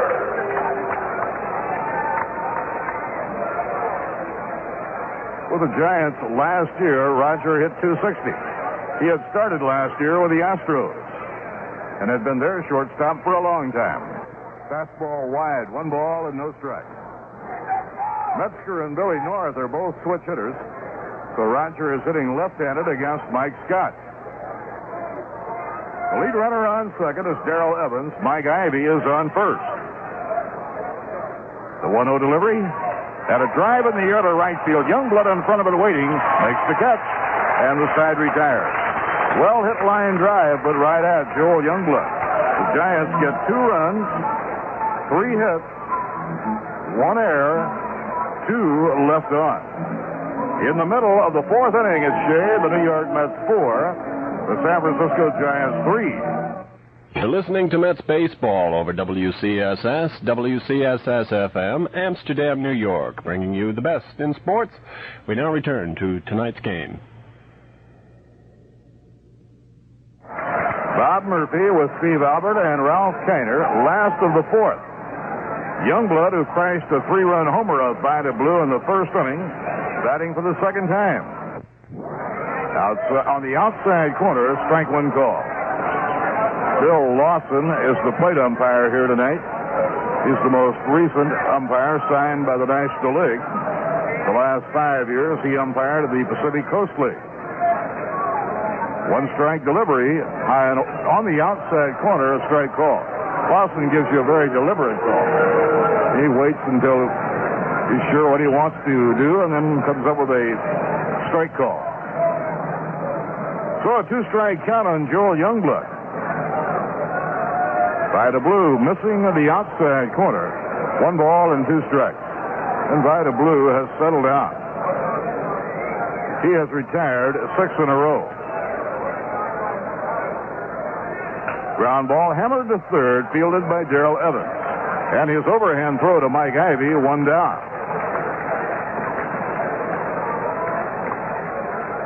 Not a very nice birthday present for Pat Zachary. Pat, 27 years old today, had been scheduled to start the game tonight against San Francisco. His elbow has been bothering him. Little inflammation. It's a day-to-day proposition. 1 run turn. 1. Here's the pitch on the way, taken by John Stearns. Ball one. John hit the ball hard and lined out to center field. Swing and a miss on an off-speed pitch. 1 ball and 1 strike. John has 6 for 40 so far this year, a very slow start. Last year was about the same. At one time, he was 7 for 44. High and away, 2 balls and a strike. April's a good month for pitchers. Jesse Orozco the other day, Mike Scott on Thursday, and you pointed out Pat Zachary. Ground ball hit down to third. Nice big hop for Darrell Evans. And the long throw to Ivy, and 2 men away. 8 in a row retired by Vida Blue, so he certainly has settled into a groove. Mets are going to have to play some tough defense to protect their lead. Doug Flynn, 1 for 1. Doug had a base hit his first time up. Hit one through the middle that was run down by Roger Metzger, but he could not throw him out. Off the outside corner. Remember, the Dodgers are here at Shea this weekend. Friday night, day game, Saturday and Sunday. And a high foul fly down the right field line, landing in the seats out of play. Doug Flynn really took a whack on the knee from Pete Rose in the series in Philadelphia. But he did not miss a single game. He was right back in the lineup the next day. There was nothing illegal about the play. Pete Rose sent his son Petey over to the clubhouse to check on Doug. They were good friends playing at Cincinnati together. And a swing and a miss at a breaking ball. 1 ball, 2 strikes down to Doug Flynn.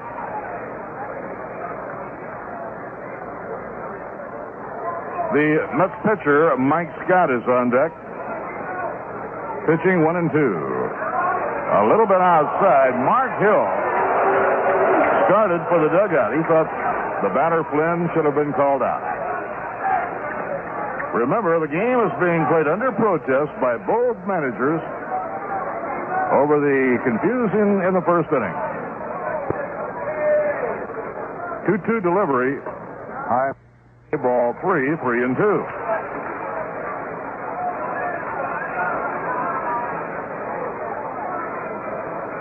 Mets 4, Giants 3. We're playing in the 4th inning.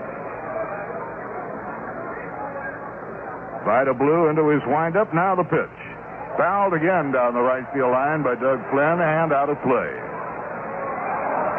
The 8 games with the 3 California ball clubs on this homestand.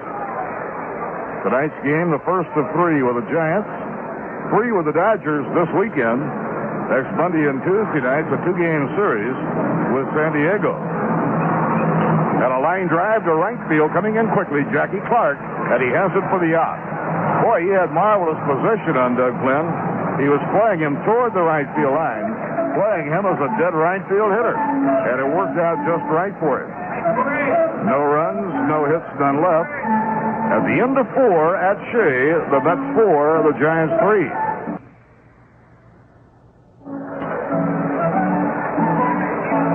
Vida Blue will face Mike Scott in the top of the 5th inning.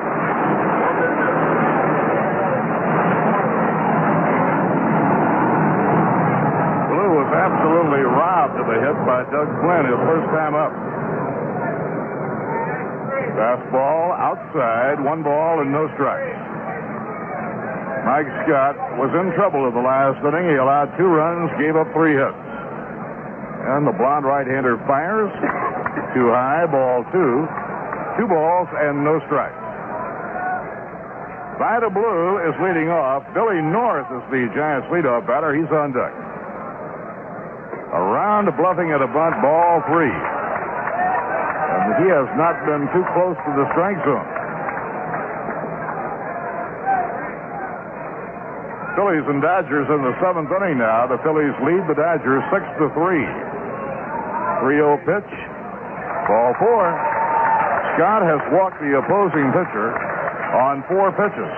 Now, he got himself into trouble in the last inning when he walked the leadoff batter. And Dwight Bernard will go right back to work in the Mets bullpen. Now, Billy North coming up. Giants now with a tying run on and nobody out. Billy North has 1 for 2, and he was thrown out on a super play by Frank Tavares, who went deep in the hole and threw him out from the rim of the outfield grass. The way Billy North can run, you don't get him very often on a ball hit in the hole.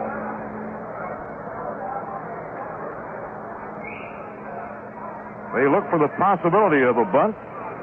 Full swing at a miss, strike 1. Fastball by Mike Scott, and he had a lot of smoke on that. One-day game in the National League, Montreal over San Diego, 5-1. Ross Grimsley beat Randy Jones. North hitting left. Drag bunt attempt, foul ball, back on the screen, no play.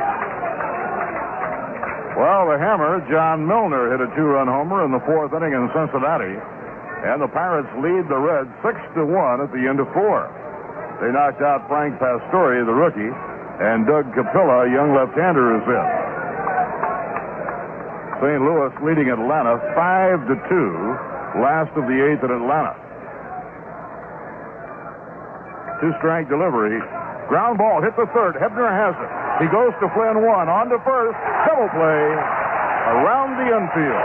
And double play turned by the Mets. They've already turned 24 double plays this year, and they lead the league.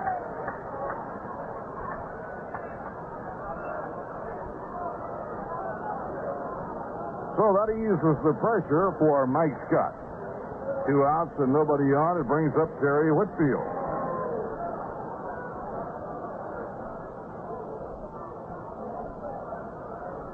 In a day game, Cleveland 7, Minnesota 2 of final.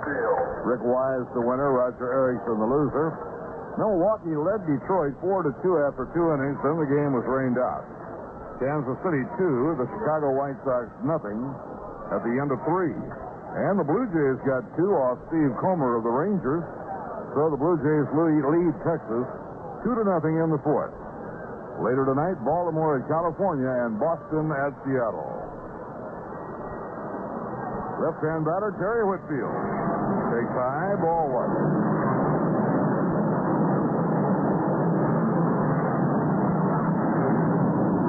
Right here, it is 4-3 New York.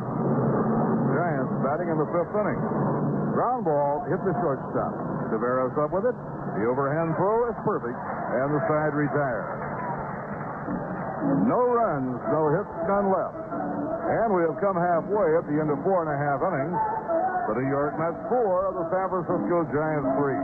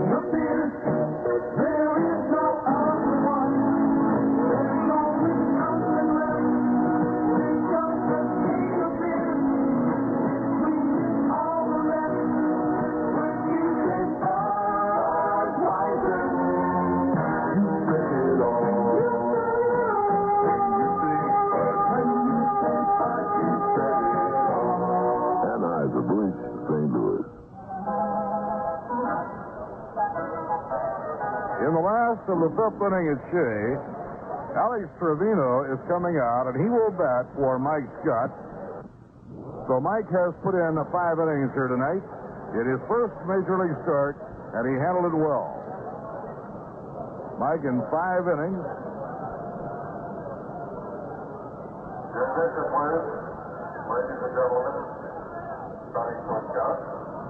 Gave up 3 runs and allowed 5 hits. However, 2 of the 3 runs are unearned runs. Alex Trevino hits the first pitch, a high fly to right field. Easing toward the line, Jackie Clark. He's under it, and he has it for the out. So Trevino has flied to right. Mike Scott walked 2 and struck out none. And Mike is the pitcher of record. If the Mets maintain the lead, he would have a major league victory. Dwight Bernard has been warming in the pen. Now Frank Tavares is the batter. He walked and later scored in the first inning of the game. Lined out to center field in the second. And a fly ball looped to right. Clark is under it waiting. Oh, he misjudged the ball. Jumped and made the catch. It almost went over his head. The last moment, Clark went high into the air, and he flagged it down. Ralph Kiner, he's playing everybody, all those right-hand hitters right over by that right field line. He certainly is, and I guess he figures, and the manager too, that right-hand batters like that will not pull Vida Blue, who has a good fastball. And Vida Blue has now retired 11 straight hitters. Richie Hebner takes high inside, ball 1. Hebner now will be Joe Torre's number 2 man in the batting order. And he was right in the middle of things, the 4-run first inning with a base hit and a strike call. While he was playing with the Pirates, he was the number 2 hitter, hitting behind Rennie Stennett. 1 ball, 1 strike to Ebner. And a swing and a miss at a breaking ball. 1 ball and 2 strikes. Vida Blue is the kind of pitcher that usually, if you're going to get him, you got to get him early. Well, they got him for 4 runs. Nothing since. And now he has retired 11 straight. The infield and the outfield around to right. And a check swing ground ball right back to the mound. Blue throws to Ivy, and the Mets are out in a hurry. And that's 12 in a row now for Vida Blue.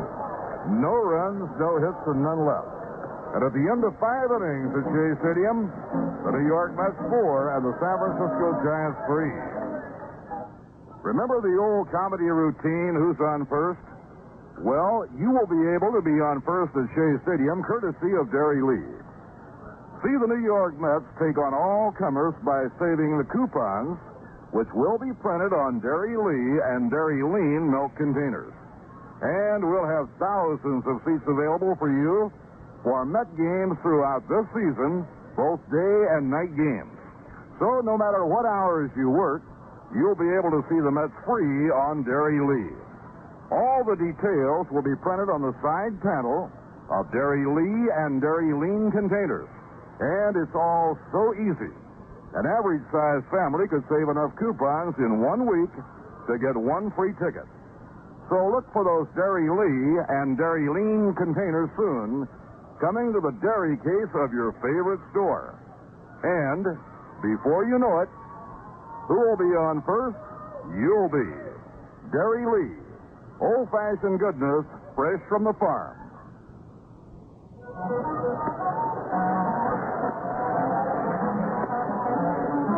Well, the ground crew has tidied up. Interesting ball game going here at Shea. We go to the 6th inning. The Mets have a new pitcher in the ball game. And here to tell you about it is Steve Albert. All right, Bob, the bearded right-hander from Mount Vernon, Illinois. Dwight Bernard is now on the mound for the New York Mets after Mike Scott goes 5 innings and gives up 3 runs, 2 of them earned on 5 hits. It is 4-3 Mets as we are 5 innings complete. The Mets have 4 runs, 3 hits, and 2 errors. The Giants 3 runs, 5 hits, and no errors. This is appearance number 5 on the season for Dwight Bernard. 1-4 lifetime. He has no decisions and a 4.50 earned run average. There's the second baseman, Bill Madlock, now for the Giants. Hit into a double play in the first, lined out to Hebner in the fourth, so he's 0 for 2. On that double play, a run came home. The first pitch is a strike 1 to Bill Madlock. Madlock steps out of the batter's box and plane hovers over. It is difficult to believe he was drafted number 268 by the old Washington Senators. He now has 5 consecutive years in which he's batted better than 300. Here's a foul ball just beneath our broadcast booth. Tonight's baseball quiz, can you recall which pitcher had the longest winning streak in the National League last year? And how many games did he win in a row? Here's the 0-2 pitch to Madlock. Right back to the mound. Dwight Bernard has it, flips it high, but Montañez hauls it down for the out. Been a busy night there at first base for Mr. Montañez. So he's out on a 1-3, and Jack Clark will step in now. Clark is 1 for 2. He grounded out to Taveras in the first, singled and scored in the fourth. Clark batting .286. The first pitch to Jack is a strike. Strike one. He has hit in 11 of his last 12 games. The next pitch and a late swing into the Met dugout. So 2 quick strikes on Jack Clark. Clark, 6'1", 170 out of New Brighton, Pennsylvania. An all-star, had a good season against the Mets last year, hit .341. His 5th year with the Giants. Here's a line drive into the left field, left center for a base hit, fielded by Mazzilli, bobbles it, and then throws it back in. So on a 2-strike pitch, Jack Clark for the second time drills it to the outfield. And so he is now 2 for 3, continues his hot hitting. The batter now is third baseman Darrell Evans, who is 1 for 2. He singled and brought a run home in the fourth, grounded out in the second. So 1 out. Jack Clark leads off first, being held by Willie Montañez. Here's the stretch by Bernard, and the pitch to Evans, inside corner, strike 1. Evans hit .273 with 4 home runs and 12 RBIs against the Mets last year. Overall hit .243, had 24 doubles, 20 home runs, and 78 runs batted in. Here's the pitch, way up high. Ball 1, 1-1 now to Darrell Evans. Once hit 41 home runs in a season for the Atlanta Braves back in 1973. Clark leads off first. Here comes the 1-1 to Darrell Evans. There's a fly ball in the short right. Youngblood started back. Now he goes in, makes the catch, and Clark returns to first. So there are 2 away here in the top half of the 6th, with the Mets leading at 4-3. And the batter is the first baseman, Mike Ivy. He is 1 for 2. He popped out in the second, had an infield single and an RBI in the fourth. Ivy, a big guy at 6'4", 210, bats from the right side. He's from Atlanta, second year with the Giants, off a fine season in which he hit .308. There's a soft toss over to first, but Clark is back. Last year, Ivy hit 2 Grand Slam home runs as a pinch hitter.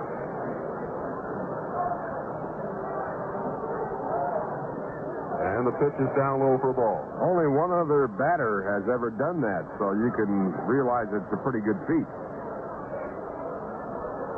2 Grand Slams as a pinch hitter. 1-0 now on Ivy.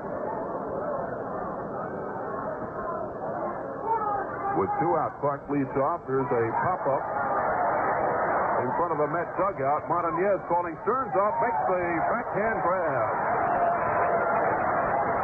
So a foul out to Montañez in front of the Met dugout. Now that is it for the Giants to the top of the 6th. No runs. 1 hit, no errors, a man left, and the score in the middle of the 6th, the Mets 4, the Giants 3.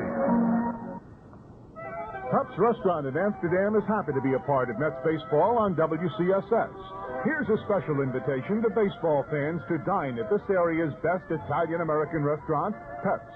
Joe and Sam continue the long tradition of serving outstanding American and Italian food. Pep's menu features a wide variety of dishes, steaks, chops, seafood, and such Italian specialties as veal, calamari, braciole, and more. You'll enjoy their appetizer cart with many of your favorites like eggplant and pickled peppers. For more than 50 years, Pep's has served us truly great food. From 1923 to today, Pep's has earned an unmatched reputation. They're at 218 West Main Street, just off the east-west arterial in Amsterdam. Plenty of free parking across the street in their own lot. Pep's open Tuesday through Saturday from 5 p.m. to midnight, Sundays from noon to midnight. Join the many who claim Pep's as the place to go for fine American-Italian cuisine in the Amsterdam area. Pep's, 218 West Main Street, Amsterdam. Go to the bottom of the sixth. The Mets on top by the score of 4-3 in the first of a three-game series with the Giants. Vida Blue takes his warm-ups on the mound. Tomorrow, we'll be back on at 8 o'clock. It'll be Craig Swan, 1-2 against the Count. John Montefusco is 1-2. Then Thursday night, it'll be rookie Neil Allen looking his first win. He's 0-2 against Bob Nepper, who is 1-1. Then the Dodgers are in Friday, followed by the San Diego Padres before the Mets leave for a 14-game road trip in San Francisco, L.A., and San Diego. It ends in Pittsburgh. Lee Mazzilli will lead off the bottom of the sixth. Mazzilli is 0 for 1 with a sacrifice fly in the first that got that dispute going that lasted 28 minutes. Both managers protesting the game. Here's the pitch by Blue to leadoff man Lee Mazzilli, batting from the right side at the ball. The big blow tonight, a 3-run homer off the bat of Joel Youngblood, his second home run in 2 games. Here's the 1-0 delivery. Fastball hits the outside corner, strike one. Very deliberate approach by plate umpire Phil Lawson. The answer to the baseball quiz is Vida Blue. The next pitch is inside, and it's 2-1. Vida Blue on the mound. His second year with the Giants, comes off an 18-10 season in 35 games. Here's the 2-1 to Mazzilli. Swung on a miss, and it's strike two. 2-2 on a high, hard one. Blue had a 2.79 earned run average and 171 strikeouts last year. Here's the 2-2 pitch to Mazzilli. Foul back to the screen on the count hold. Vida Blue won both the Cy Young and the MVP in 1971. What a season he had then, 24-8. He has a no-hitter to his credit. Around comes the left arm. The 2-2 pitch is low, and it's 3-2 to Lee Mazzilli. Mazzilli batting .346. And the pitch, it's up in the air on the right side. The right fielder, Jack Clark, comes in a couple of steps and makes the easy one-hand catch. So 1 up and 1 down here in the bottom of the sixth, and the batter will be left fielder Steve Henderson. Henderson's 0 for 2. He lined out to center field in the first and grounded out to shortstop in the third. Steve batting .294. Has 15 for 51 to this point. 2 doubles, a triple, and 5 RBI. Blue settling down after giving up 4 runs in the first. And the pitch to Henderson. Check swing. It's a ball. 1-0 to Henderson. Willie Montañez on deck. 1 out in the bottom of the sixth.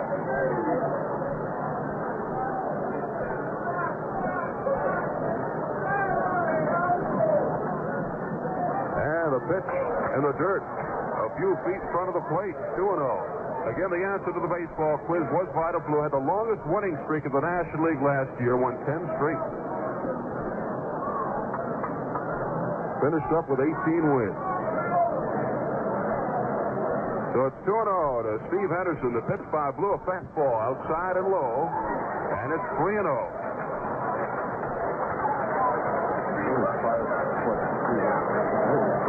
The Giants 9-8 off 2 out of 3 losses to the Dodgers out in San Francisco. The 3-0 pitch, and it's in there. Strike one.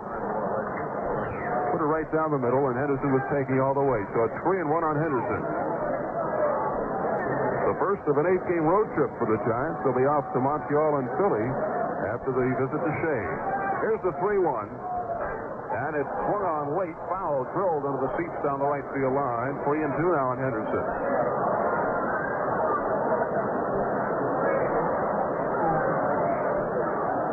For the Mets, 3 of their 4 victories are off left-handers. They're facing a southpaw tonight.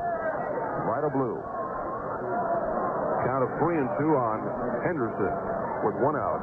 Here's the pitch. And again, swung on late, foul. This time just beneath our broadcast booth, off to the right. And the count holds 3-2 on Henderson. Last year, the Mets were 3-9 against the Giants. 1-5 here at Shea. They're ahead 4-3 with 1 out in the bottom of the 6th. Count of 3-2 on Henderson. Here's the pitch. Line drive into center field for a base hit. So Henderson is on with his first hit of the night, and the batter will be Willie Montañez.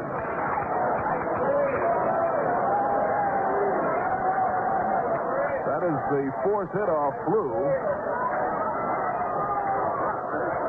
Catcher Mark Hill goes out to the mound very slowly to have a little chat with Vida, and the batter will be Willie Montañez with Henderson on first.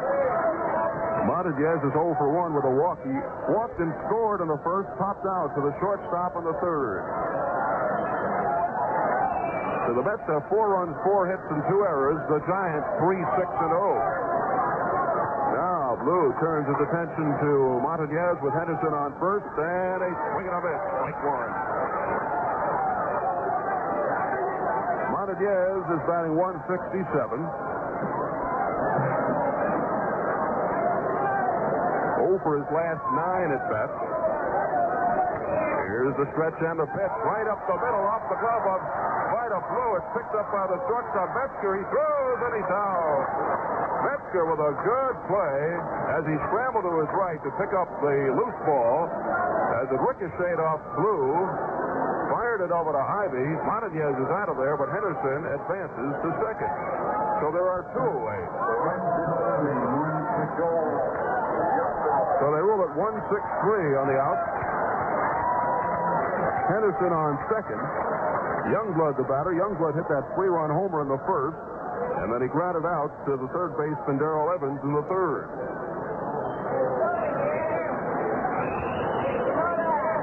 So a runner in scoring position.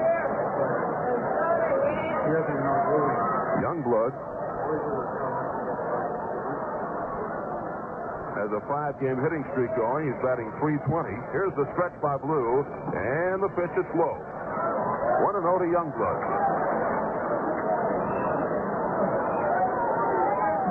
So with 2 home runs in 2 games, broke the 26-inning scoreless streak for the Mets in Philly on Sunday. Here's the stretch by Vida, and the pitch, and foul just outside third. So Henderson returns to second. And the count is 1-1 on Youngblood with Stearns on deck. Giants got out to a big start this year. They won 7 of their first 9. Their record is now 9-8.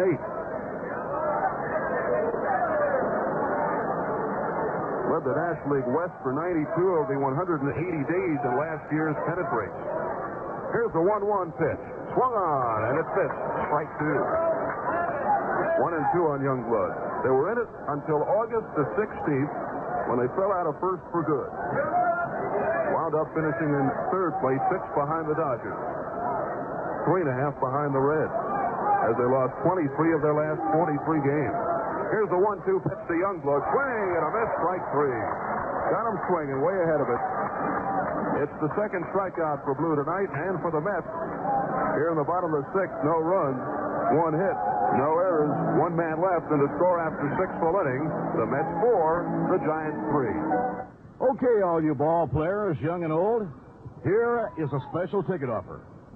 Your neighborhood group or team can earn extra seats to see the Mets in action at Shea Stadium as guest of Derry Lee. It's easy. Just save the coupons, which will soon appear on Derry Lee and Derry Lean containers. They'll add up quickly, and there will be thousands of seats available for you for both day and night games. As a bonus group offer, Derry Lee will double the number of tickets for your group or team so you can all come to Shea together.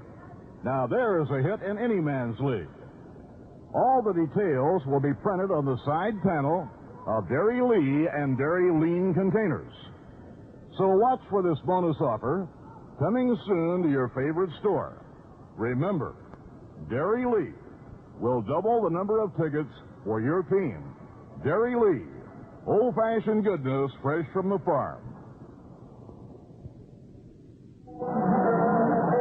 Back here at Shea, Steve Albert with Ralph Kiner and Bob Murphy. We go into the top of the seventh. The Mets on top by the score of 4-3. And right now, let's pause for station identification. This is the New York Mets Baseball Network. You're listening to Mets baseball over WCSS, WCSS-FM, Amsterdam, New York, bringing you the best in sports. We now return you to tonight's game.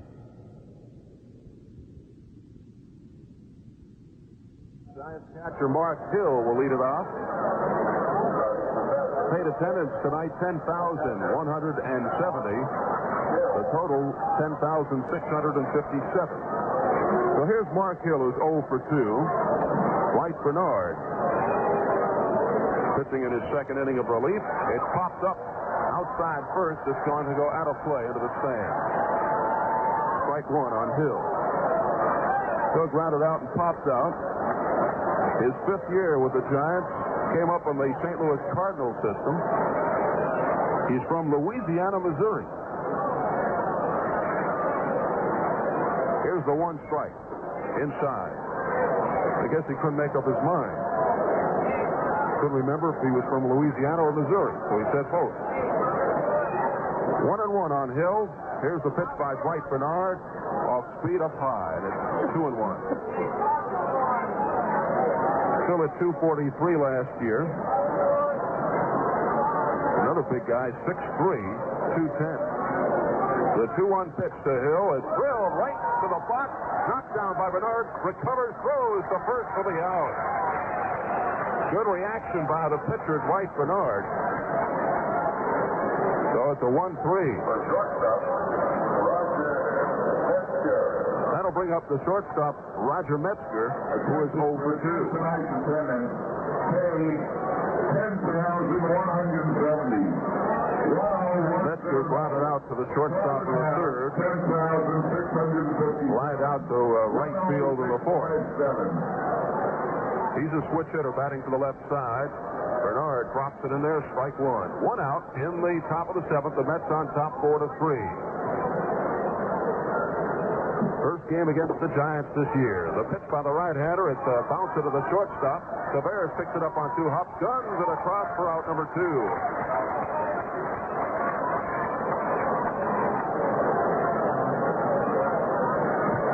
All right, so we might have a pinch hitter now. We're going to hold off. Lou is coming out. Lou takes off his warm-up jacket and he strolls to the plate. For a moment there, we saw John Tamargo in the on-deck circle. He was pulled back by manager Joe Aldavelli, and Bryda Blue will bat for himself.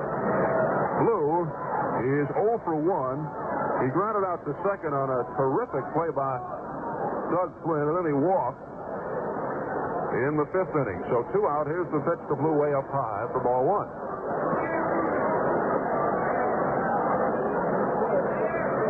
Bernard working quickly. Here's the second pitch to Blue.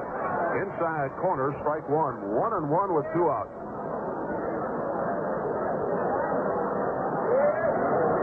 A little bit more than 10,000 on hand. And a big rip for strike 2. Blue going pitching. It's 1-2.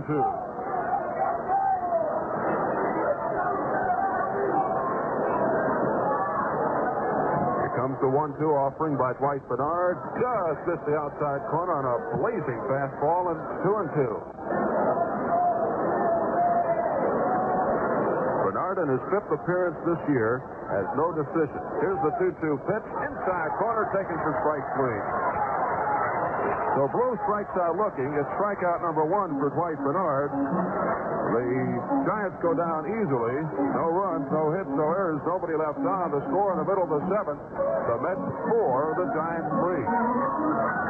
Well, would you believe that the Mets' most popular giveaway day, Jacket Day, will not be held in 1979? It's true, but don't despair.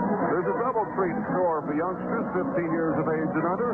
Jacket Day is a thing of the past, but Jacket Weekend Weekend makes its debut at Shea Stadium this season. That's right, the Mets are going Jacket Day one better with Jacket Weekend at Shea on Saturday afternoon, May 26th, and Sunday afternoon, May 27th. The Pittsburgh Pirates with Dave Parker and Willie Stargell will provide the Mets opposition on Jacket Weekend. The Saturday game begins at 4:05 p.m. with a regular 2:05 start on Sunday. Now, on both Saturday and Sunday, every boy and girl 15 years of age and under will receive a handsome blue and orange vinyl Mets jacket. There will also be another first on Jacket Weekend. The jacket given away on Saturday will be different than the one on Sunday, so why not plan to attend both games? On Saturday, May 26th, youngsters will receive a jacket with a blue body and orange sleeves, collar, snaps, and lettering. The colors will be reversed on the jacket given away on Sunday, so plan now to be on hand for either or both days of Jacket Weekend at Shea. The dates again, Saturday, May 26th, and Sunday, May 27th. Well, we go to the bottom half of inning number 7 now with the Mets ahead 4-3. And to lead it off for the Mets will be John Stearns. Stearns is 0 for 2. Right out to center in the first, grounded out to third in the fourth.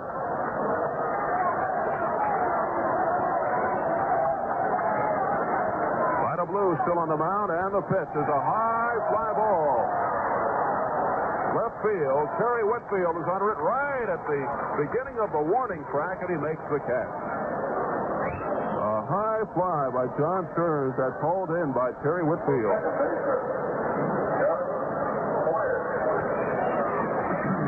Now that brings up the second baseman, Doug Flynn. Flynn is 1 for 2, an infield single to the second. He lined out to right in the fourth. Flynn batting 178.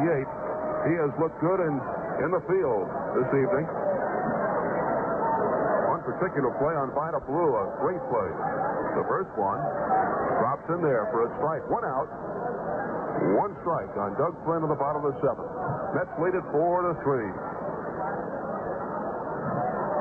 Blue gets the sign. Around comes the left arm. 6 swing. They check with the first base umpire, and he calls it a ball. 1-1. Skip Lockwood is working in the Mets bullpen. Flynn hit .366 against the Giants last year. Here's the pitch. It's grounded outside third to the right of third base coach Chuck Cottier. And the count goes to 1-2 now. Doug Flynn. Flynn had to be a very happy man when the Mets acquired shortstop Frank Tavares, moving Flynn back to his natural position. And he has responded well. And the next pitch is up high. And it's 2-2. We see Bruce Beauclair coming into the on-deck circle now. Should bat in the pitcher's spot. Here's the 2-2 pitch. Misses outside. And the count runs out to 3-2 on Doug Flynn.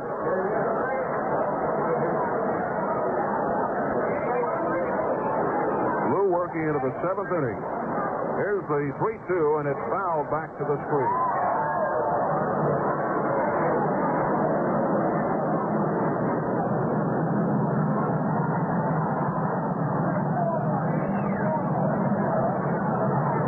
Looks in for the sign from Mark Hill. Around comes the left arm, and it's outside. He walked up. That's the third walk issued by Blue. And now Beauclair goes back. Beauclair goes back to the dugout, and it looks like it's going to be Gil Flores.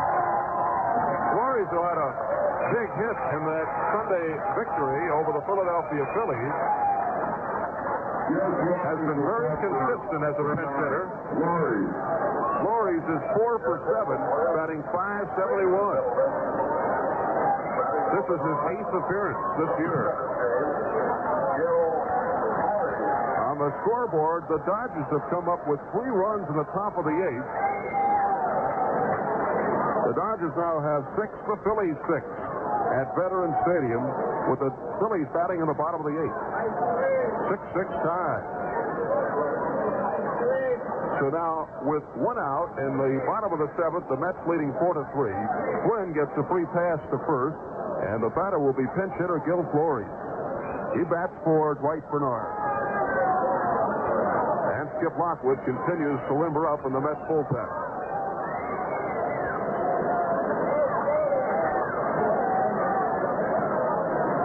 Blue bears down on the mound now. Looks over at Flynn at first, being held by Ivy. Goes into the stretch. The pitch to Flores, who bats from the right side. It's down low, and it's ball one.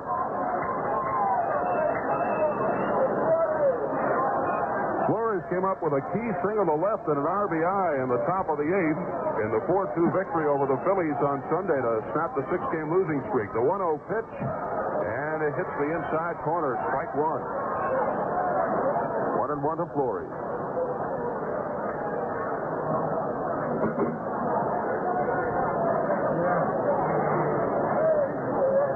Mets with a slim 1-run lead. Here's the stretch by Blue. Checks the runner at first. The pitch. Outside. Ball 2. 2-1.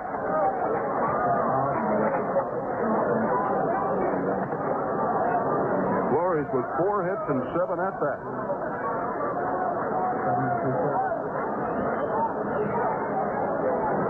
Again, Blue gets the sign, goes into the stretch. The runner is going it into the air outside first base down the right field line. It's foul. Flynn was running as the ball goes foul into the stand. So Flynn returns to first. The count is 2-2 on Flores, with Frank Taveras waiting on deck. 1 out in the 7th.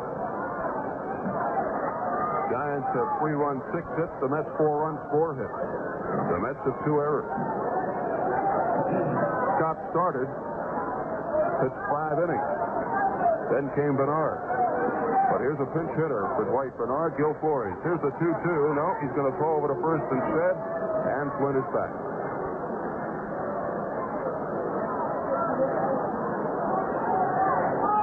Blue to the stretch.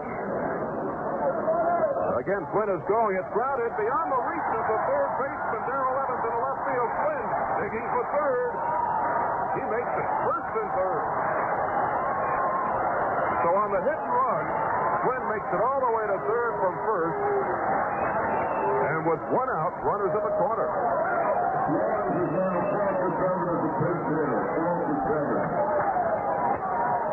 So now Gil Flores gets his 5th hit in 8 times at bat.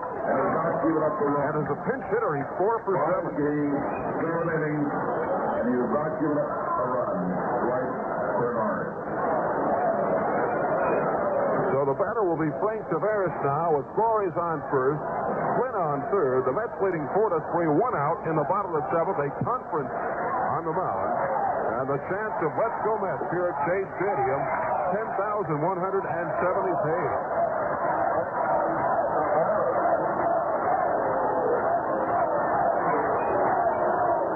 Here comes the manager, Joe Altobelli.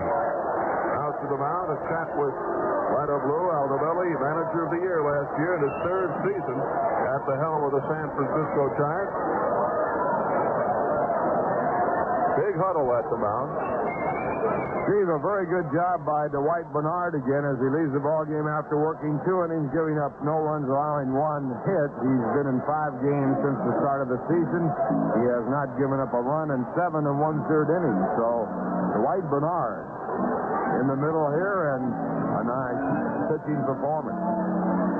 A lefty and a righty hurling in the San Francisco bullpen. It's Altobelli goes back to the Giants dugout. The left-hander is Gary Lavelle. The right-hander is Randy Moffett. So runners at first and third, with 1 out in the bottom of the 7th. The batter is leadoff man Frank Taveras, who is 0 for 2. He lined out to center in the 2nd, flied out to right in the 5th. Now Blue is in a jam with 1 away. Here's the stretch, and here's the pitch, and it's low. Hill loses sight. Flores on his way to second. He makes it standing up. Hill lost the ball, kicked it.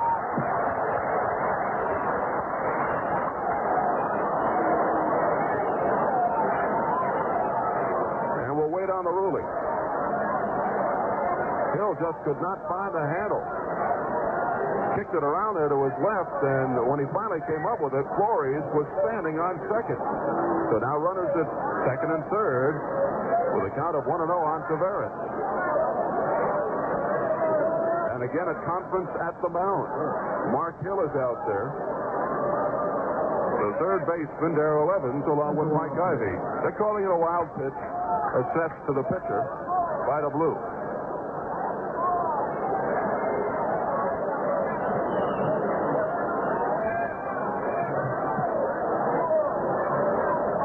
So a little bit of a delay as some debris has come out in front of the Met dugout. They're scooping it up. Hill returns behind home plate. The Mets threatening here in the seventh. They scored 4 in the bottom of the first after the Giants scored a run to the top. The Giants came back with 2 in the fourth, and that's where we stand. It's 4-3 Mets. Well, the house cleaning is completed. The count of 1-0 on Frank Tavares, who has looked impressive since coming over from Pittsburgh. Hill now calls time, directing a little traffic. They're going to put Tavares on intentionally. We can hear the reaction in the background. That's the fourth walk issued by Blue. This one intentional. It'll bring up Richie Hebner with the bases loaded. Hill again out to chat with Vita Blue. They want to get their signals straight.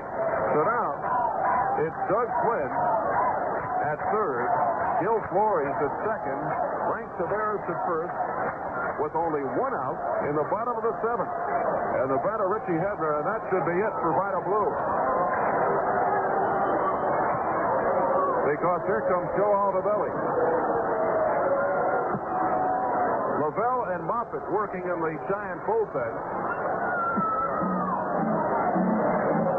And I think they're calling for the lefty,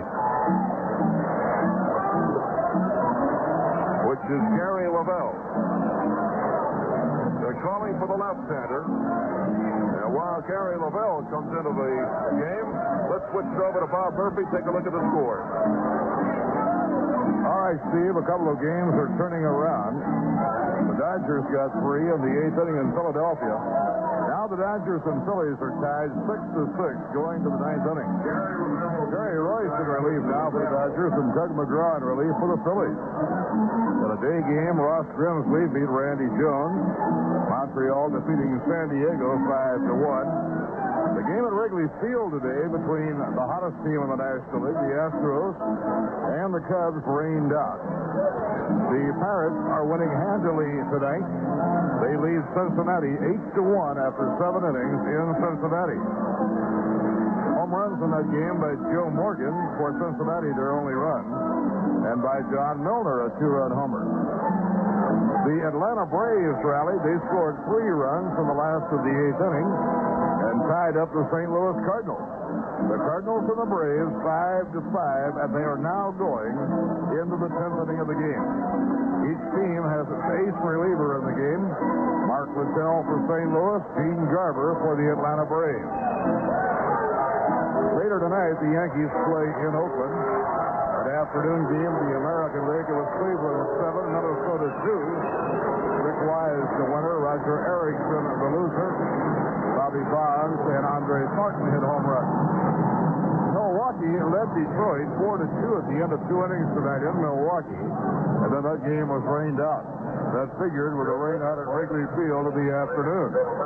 Kansas City leading the White Sox 3-0 after 5.5 innings. Lerner McGrew for the White Sox, Dennis Leonard for Kansas City, a home run by Frank White. And Toronto with Dave LeManchuk leading the Texas Rangers 2-0 after 6.5 innings. Steve Comer is the Ranger pitcher. Baltimore plays in California tonight. Jim Palmer will pitch for Baltimore against Don Ossie of the California Angels. And later tonight, the Boston Red Sox are in Seattle, and the Mariners are trying to stop an 8-game losing streak. Right now, we're getting ready to return to the action, and we've got a good ball game going. And to pick up the action again for you, here's Steve Albert. All right, Bob. The Giants have had good fortune with their bullpen. Lavelle and Dave Roberts combining for a 2.61 ERA, allowing 11 earned runs and 38 hits, 37 and 2/3 innings. Lavelle is 1-0 in 7 appearances, allowing just 1 earned run in 10 1/3 innings. So he has looked good. Lavelle is 6'1.5", 190, out of Scranton, Pennsylvania. Vida Blue went 6 1/3, charged with 4 runs. He has the bases loaded right now with 1 out. He has allowed 5 hits. He struck out 2 and walked 4. So those are the totals on Vida Blue. Blue's first 3 games were completions. Then he gave up 10 runs in that 14-10 victory at San Diego the other day. He is ready now, Lavelle is, that is, to pitch to Richie Hebner. So 1 out in the bottom of the 7th. Doug Flynn is at 3rd. Gil Flores is at 2nd. Frank Tavares at 1st. The batter is Rich Hebner, batting to the left side against the southpaw, Gary Lavelle. Hebner is 1 for 3. He singled and scored in the first, struck out in the second, and grounded out to the mound in the 5th. Here's the stretch by Lavelle with the bases packed. The pitch outside, ball 1. Flynn walked, Flores singled, and Tavares put on intentionally. Lavelle looks in for the sign from Hill. Here's the stretch and the pitch. Sidearm delivery, and it's foul behind the Giants dugout. And a count of 1-1. Lavelle making his 8th appearance. He was 13-10 last year, 36-29 lifetime. He was 1-0 against the Mets last year, 2-1 lifetime. Here's the 1-1 offering to Richie Hebner. It's drilled into left field. It's going to drop to a base hit. Flynn scores. Here comes Flores, and Hebner goes to second, standing. Tavares is at 3rd. It's a 2-run, 2-base hit for Richie Hebner. And the Mets take the 6-3 lead.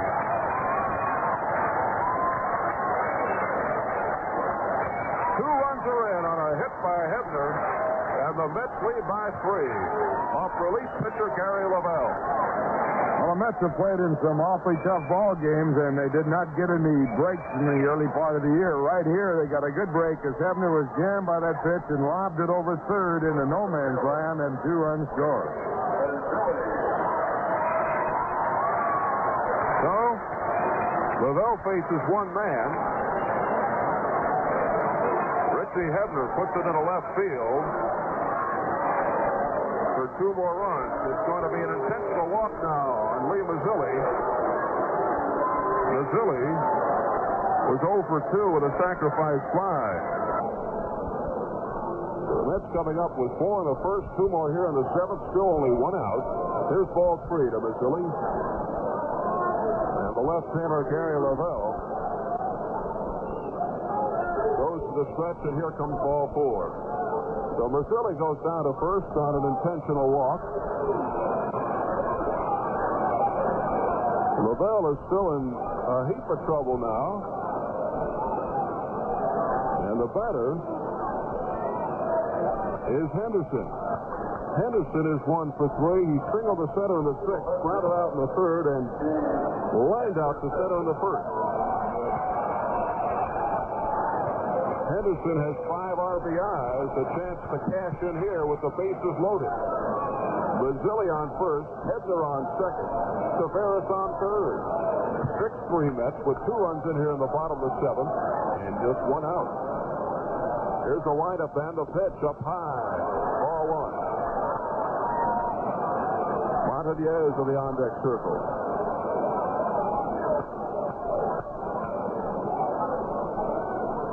Mets trying to make it 2 in a row. Here's the 1-0 delivery. High and away, ball through, and Lavelle is now behind on Henderson.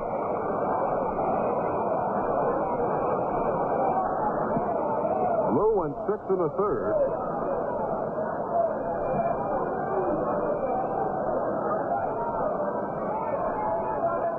Here's the 2-0 delivery, and it's inside corner. 2-1. Those last 2 runs charged to Blue. So he gave up 6 runs. Here's the 2-1. Foul back to the screen. Strike two. 2-2 on Henderson. Tavares at third. Hebner at second. Mazzilli at first. 2-2 count on Steve Henderson. The Mets lead at 6-3 with one out in the bottom of the seventh. The pitch by Lavelle. It's fouled again on a play. Above our broadcast booth, and the count holds.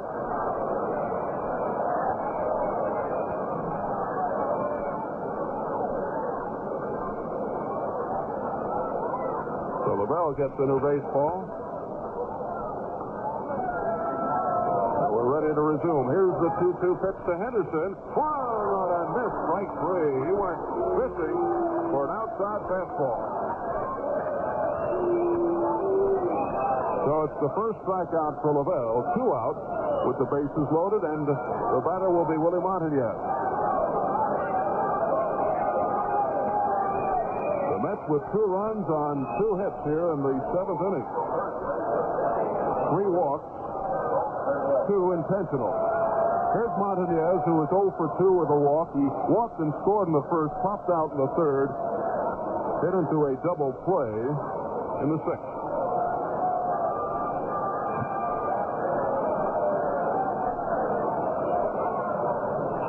There's a ground ball to the second baseman. Backhands it, throws it away. Here comes a run. Tavares scores. Hebner scores. And Mazzilli is safe on second. 2 more runs came across. It was backhanded by Madlock. Now, wait a minute. Torrey's out to argue with the second base umpire. Umpire called him out at second base. Well, if that's the case, that would be the 3rd out. The ball wasn't handled. I don't believe the umpire saw it get away, and I believe there might be an interference call in there. That's what they're calling interference, Ralph, because Mazzilli ran into Roger Metzger, the shortstop. The base runner has the right of way on the bases. The base runner has the right of way on the bases.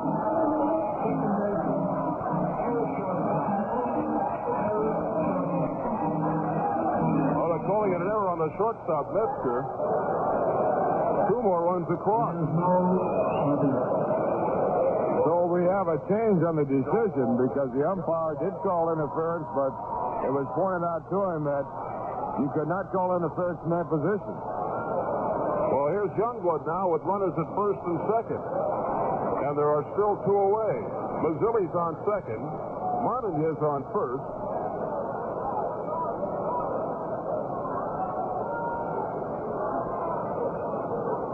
With 2 away. The next pitch is inside, and it's 2-0.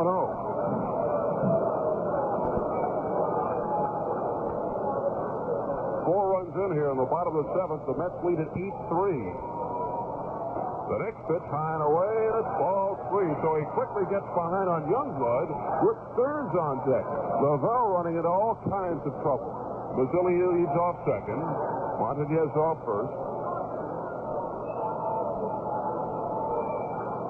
And the pitch to Youngblood, right down the middle, strike 1, 3-1. Youngblood taking all the way. Youngblood hit a 3-run homer in the first, grounded out in the 4th, struck out swinging in the 6th. Here's the 3-1 delivery, and it's high and away, ball 4. So that's the second walk. The first one was intentional by Lavelle. And here comes John Stearns, who bats for the second time. Here in the 7th inning, he flied out to left the first time up. With the bases loaded, here's the pitch. And it's the outside corner, strike 1. 2 out. Youngblood on first, Montañez on second, Mazzilli on third. The Mets lead it by 5, 8-3. And the pitch to Stearns. It's outside, 1-1.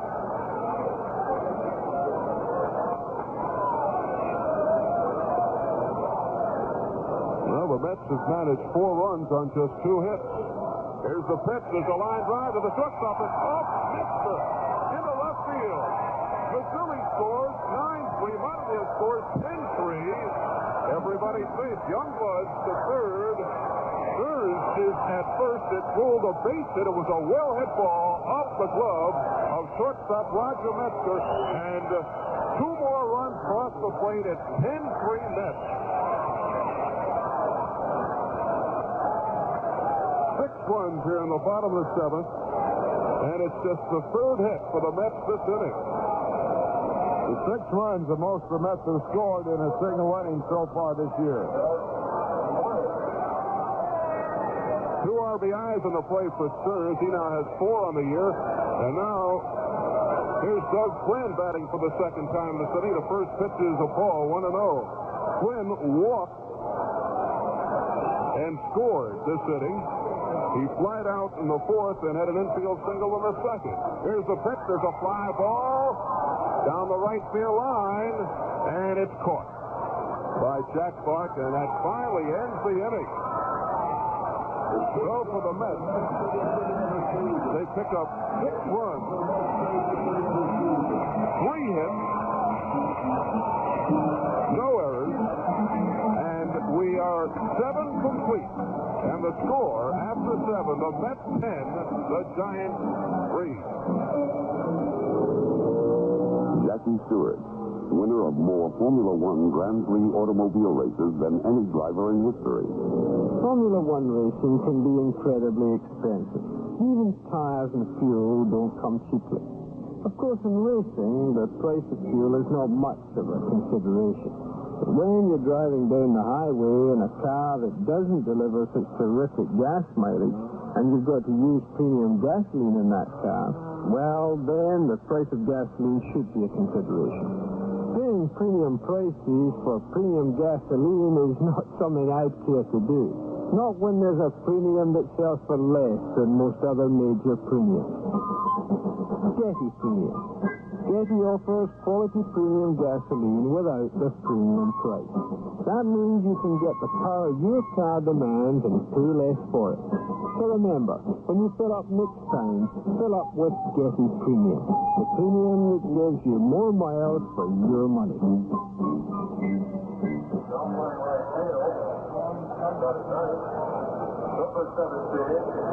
So we come off a wild bottom of the 7th for the New York Mets, who came up with 6 runs against a combination of Vida Blue and Gary Lavelle. Skip Lockwood is in there now in relief of Dwight Bernard, to win a couple of innings.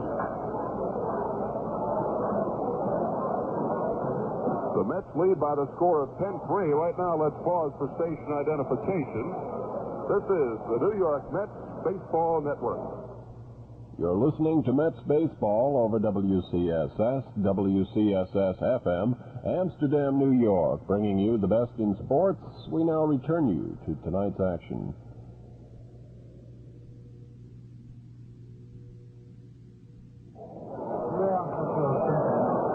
So we go to the top of the 8th, and once again, let's turn it over to Ralph Kiner.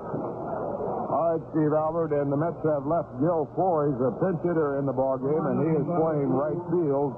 Joel Youngblood has moved from right field to left field, and Steve Henderson comes out of the ballgame with Skip Lockwood coming in. Lockwood will bat in the 4th batting position in place of the left fielder, Steve Henderson. And now it's Lockwood to Bill North, and the first pitch fouled back at strike 1. Lockwood is making his 7th appearance. He has a record of no wins, 2 losses, and he has the Mets 2 saves. He has some breathing room in this ball game. He cannot record a save at this point with the Mets leading by 7. And the next pitch by Lockwood, a curveball, on inside, ball 1. Lockwood, in 1 2/3 innings against Philadelphia Sunday, picked up his 2nd save and preserved the victory for the Mets. And Jesse Orozco. The 1-1 delivery by the right-hander, curveball inside, the ball down low, and it's 2 balls and 1 strike. Bill North, 1 for 3 in this game. Batting from the left-hand side, and Lockwood's fastball is looked at, a called strike, 2-2. Pitcher record on the winning side, Mike Scott, the starting pitcher, who won 5 innings, was charged with 3 runs on 5 hits. Good job by Dwight Bernard in the middle, going 2 innings, giving up no runs and 1 hit. He actually was taken out of the ballgame because of a slight muscle spasm. And a strike 3 call. Norris looks at a fastball over the inside corner. And Lockwood strikes out his first man. That will bring up Terry Whitfield, who has a base hit and 2 times up.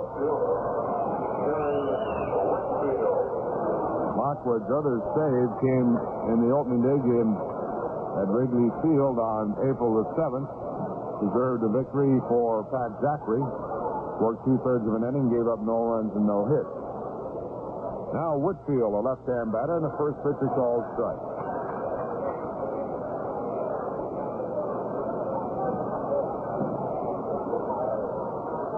Lockwood's 1 strike pitch is fouled back into the stand, strike 2. Mets got 4 in the first, 3 of them on a home run by Joel Youngblood, and have added 6 in the 7th. Of the runs scored in the 7th inning and earlier in the ball game, Vita Blue charged with 7 of them, 6 of them earned. And a breaking ball that is down around the knees, but just a shade below. The call was appealed to the third base umpire, Jerry Mober, and he said he did not swing. Lavell's 3 runs charged to his record were unearned.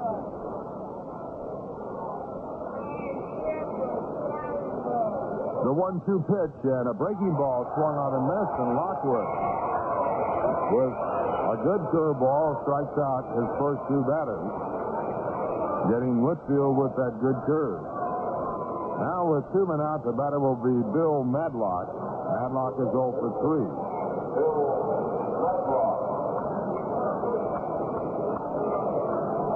Madlock hitting 125. Last year he batted 309.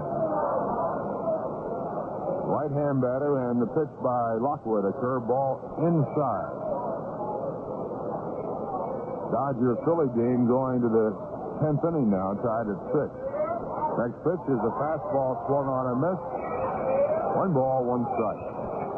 Lockwood came into this game with an earned run average of 1.64.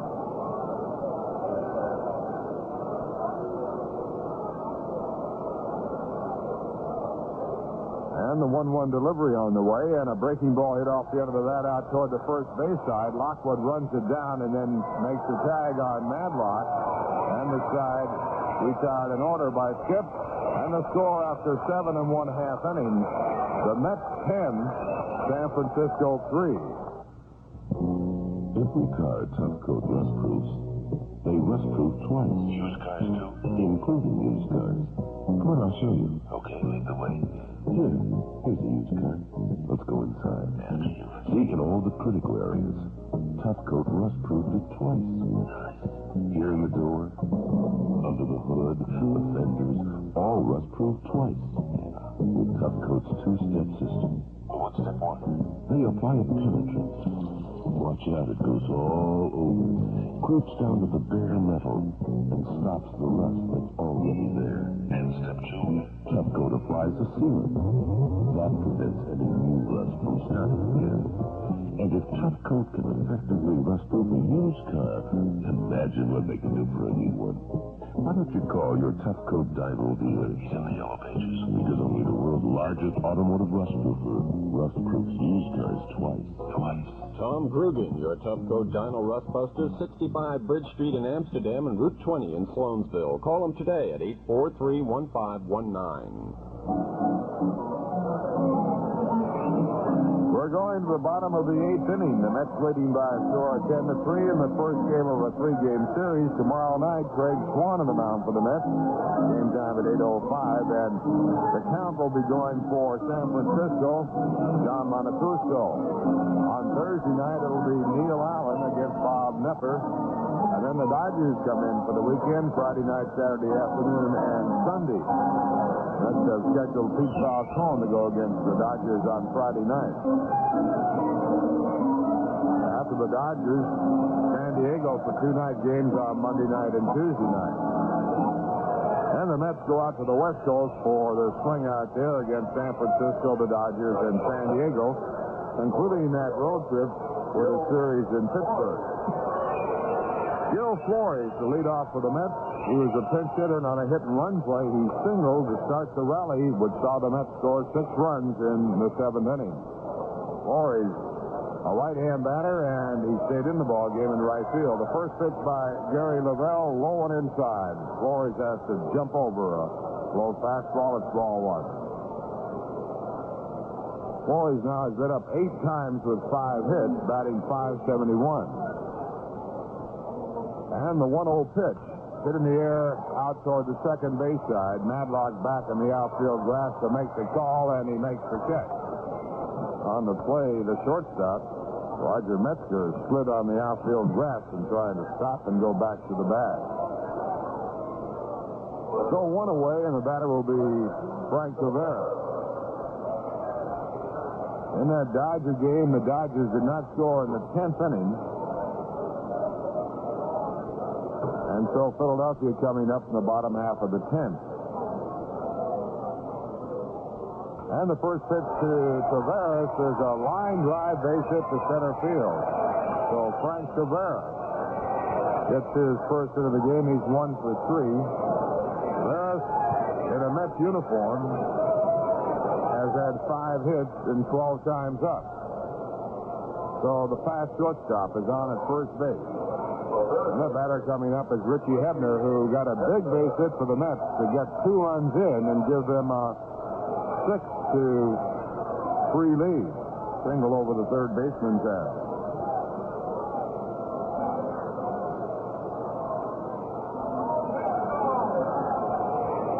And the first pitch is low and outside the ball. Hebner's base hit came off Lavelle as Lavelle was brought in the ballgame to pitch to the left-hand batter.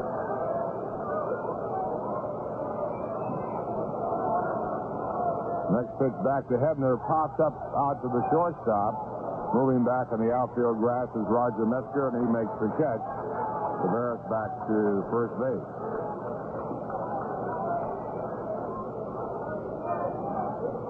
So now 2 men away, a runner at first base, and the batter will be Lee Mazzilli. Lee was the center of the controversial call in the first inning, which saw the umpires take 28 minutes to make up their mind. Both managers protested the decision. Lee hit a line drive to right field with runners at first and third. Jack Clark, the right fielder, went back to take what was thought to be a one-handed catch, but the ball was dropped. And the question was whether or not it was dropped and not caught at all or dropped in the act of throwing. Took 28 minutes to make a decision. First pitch to Mazzilli is taken low inside, ball 1. Next pitch is outside, 2 balls, no strikes. The decision was finally made. Mazzilli was declared out. Hebner was sent back to first, and the Mets got a run as Taveras was moved in from third. And the next pitch is hit in the air to right field. Clark moving back toward the warning track is there. And he makes the catch, and that retires the side. 1 hit and 1 man left on base. And the score at the end of 8, the Mets 10, San Francisco 3.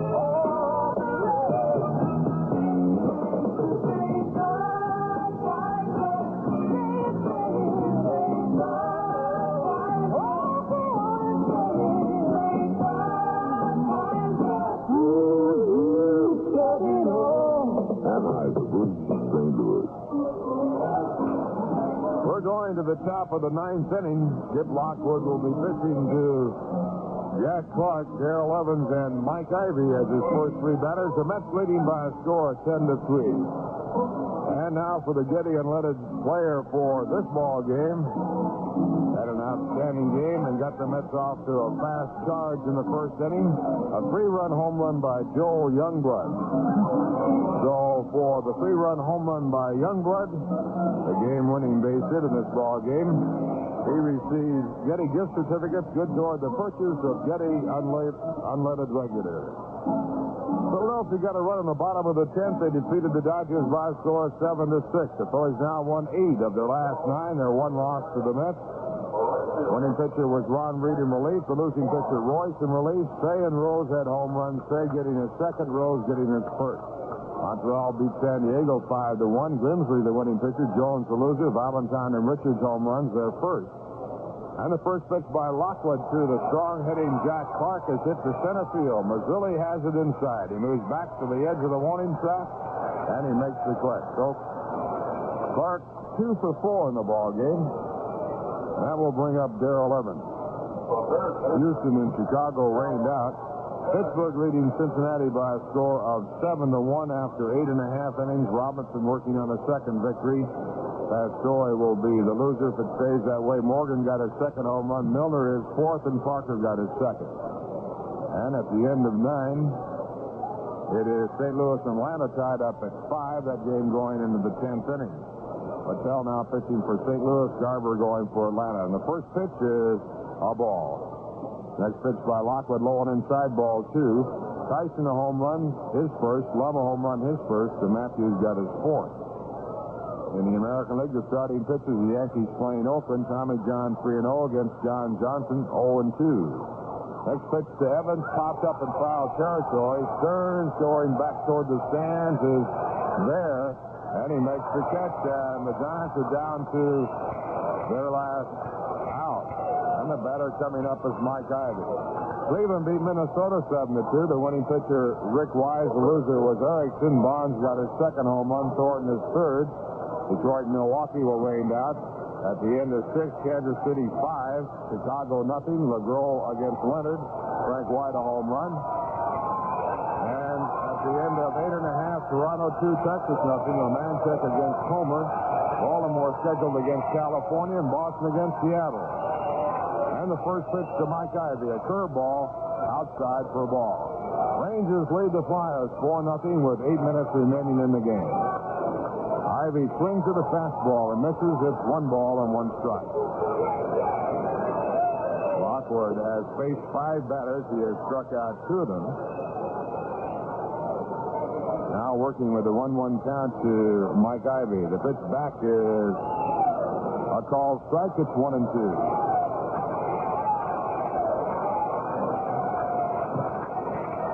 Giants down to their last out. The Mets leading 10-3.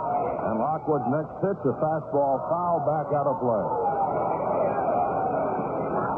So the count remains 1 ball, 2 strikes.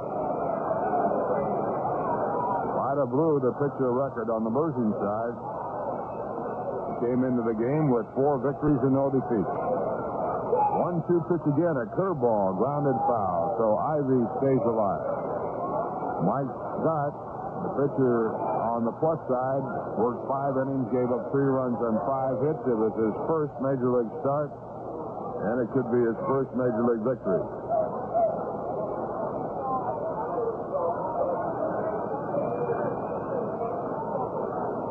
One and 2 the count.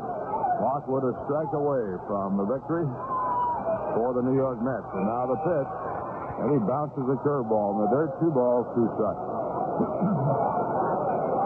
Giants got a run in the first, led 1-0, and that's got 4 in the bottom of the first to take the lead 4-1. The Giants got it close with 2 in the fourth, but the Mets broke it with 6 runs in the 7th. The 2-2 pitch on the way, and it is just outside, down around the knees, and the count 3 balls, 2 strikes. And you'll be reading a lot about this ball game in the papers tomorrow with the umpire's decision. There's a swing and a miss. And Lockwood with his 3rd strikeout. He tires 6 in a row, and the Mets win it by a score of 10-3. We'll be back with a recap in just 1 minute. The final score, the Mets 10 and the San Francisco Giants 3.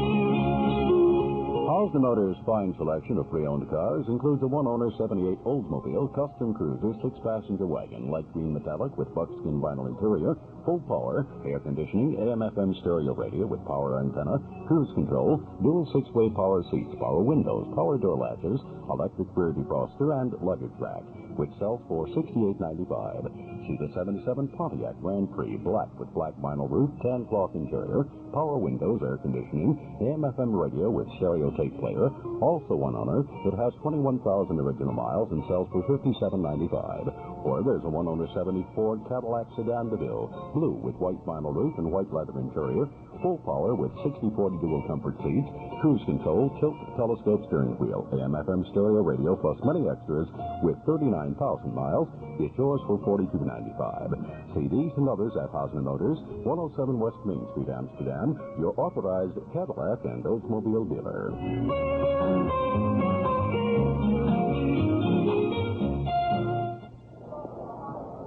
With a game that was protested by both managers, the Mets prevailed, winning by a score of 10-3. And here to tell you about it, Bob Murphy.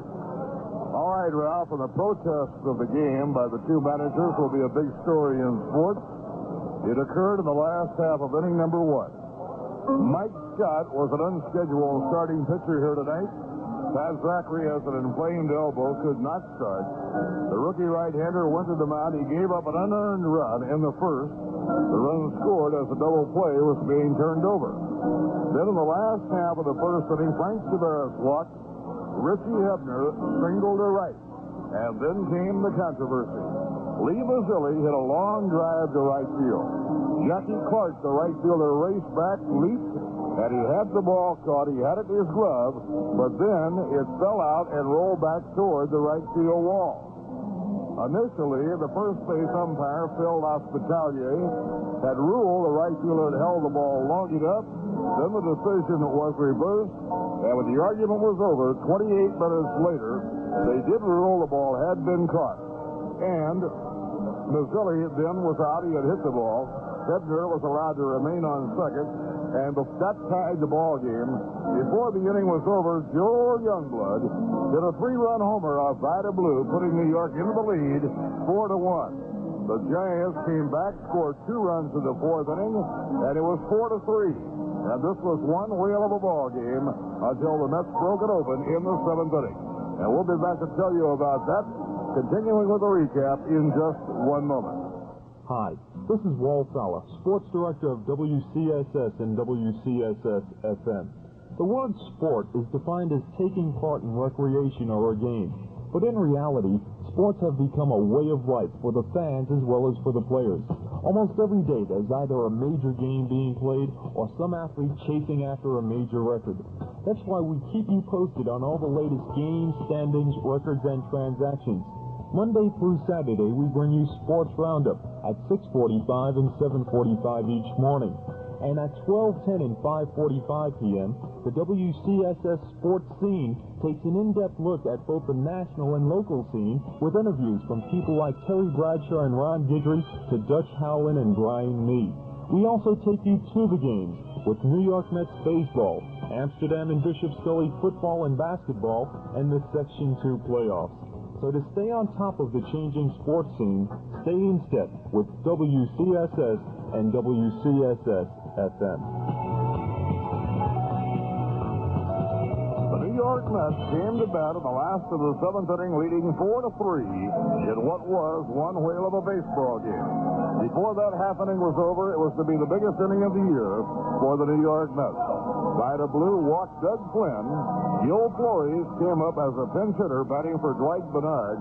And Flores now is 4 for 7 as a pinch hitter. He singled. The strategy called for an intentional walk to Frank Tavares. Into the game came left-hander Gary Lavelle. And then the Mets got some good fortune. Richie Hebner was jammed, but hit a soft liner down the left field line, a double, driving 2 runs in. Then 2 more scored on an error charge to the shortstop, Roger Metzger. And before the inning was over, 2 more were driven in by John Stern. In all, in the 7th inning, the Mets scored 6 runs on 3 hits. Hebner drove in two, Stearns drove in two, and two scored as the result of an error. And the Mets were getting outstanding relief pitching. Dwight Bernard and Skip Lockwood combined to shut out the Giants over the last 4 innings. Bernard allowed only 1 hit, left the game with a spasm in the lower back, and Lockwood was perfect. He retired 6 in a row and struck out 3 of the 6. A good night for Joe Torre's New York Mets. We'll be back with the line score and the final details on the recap in just 1 moment.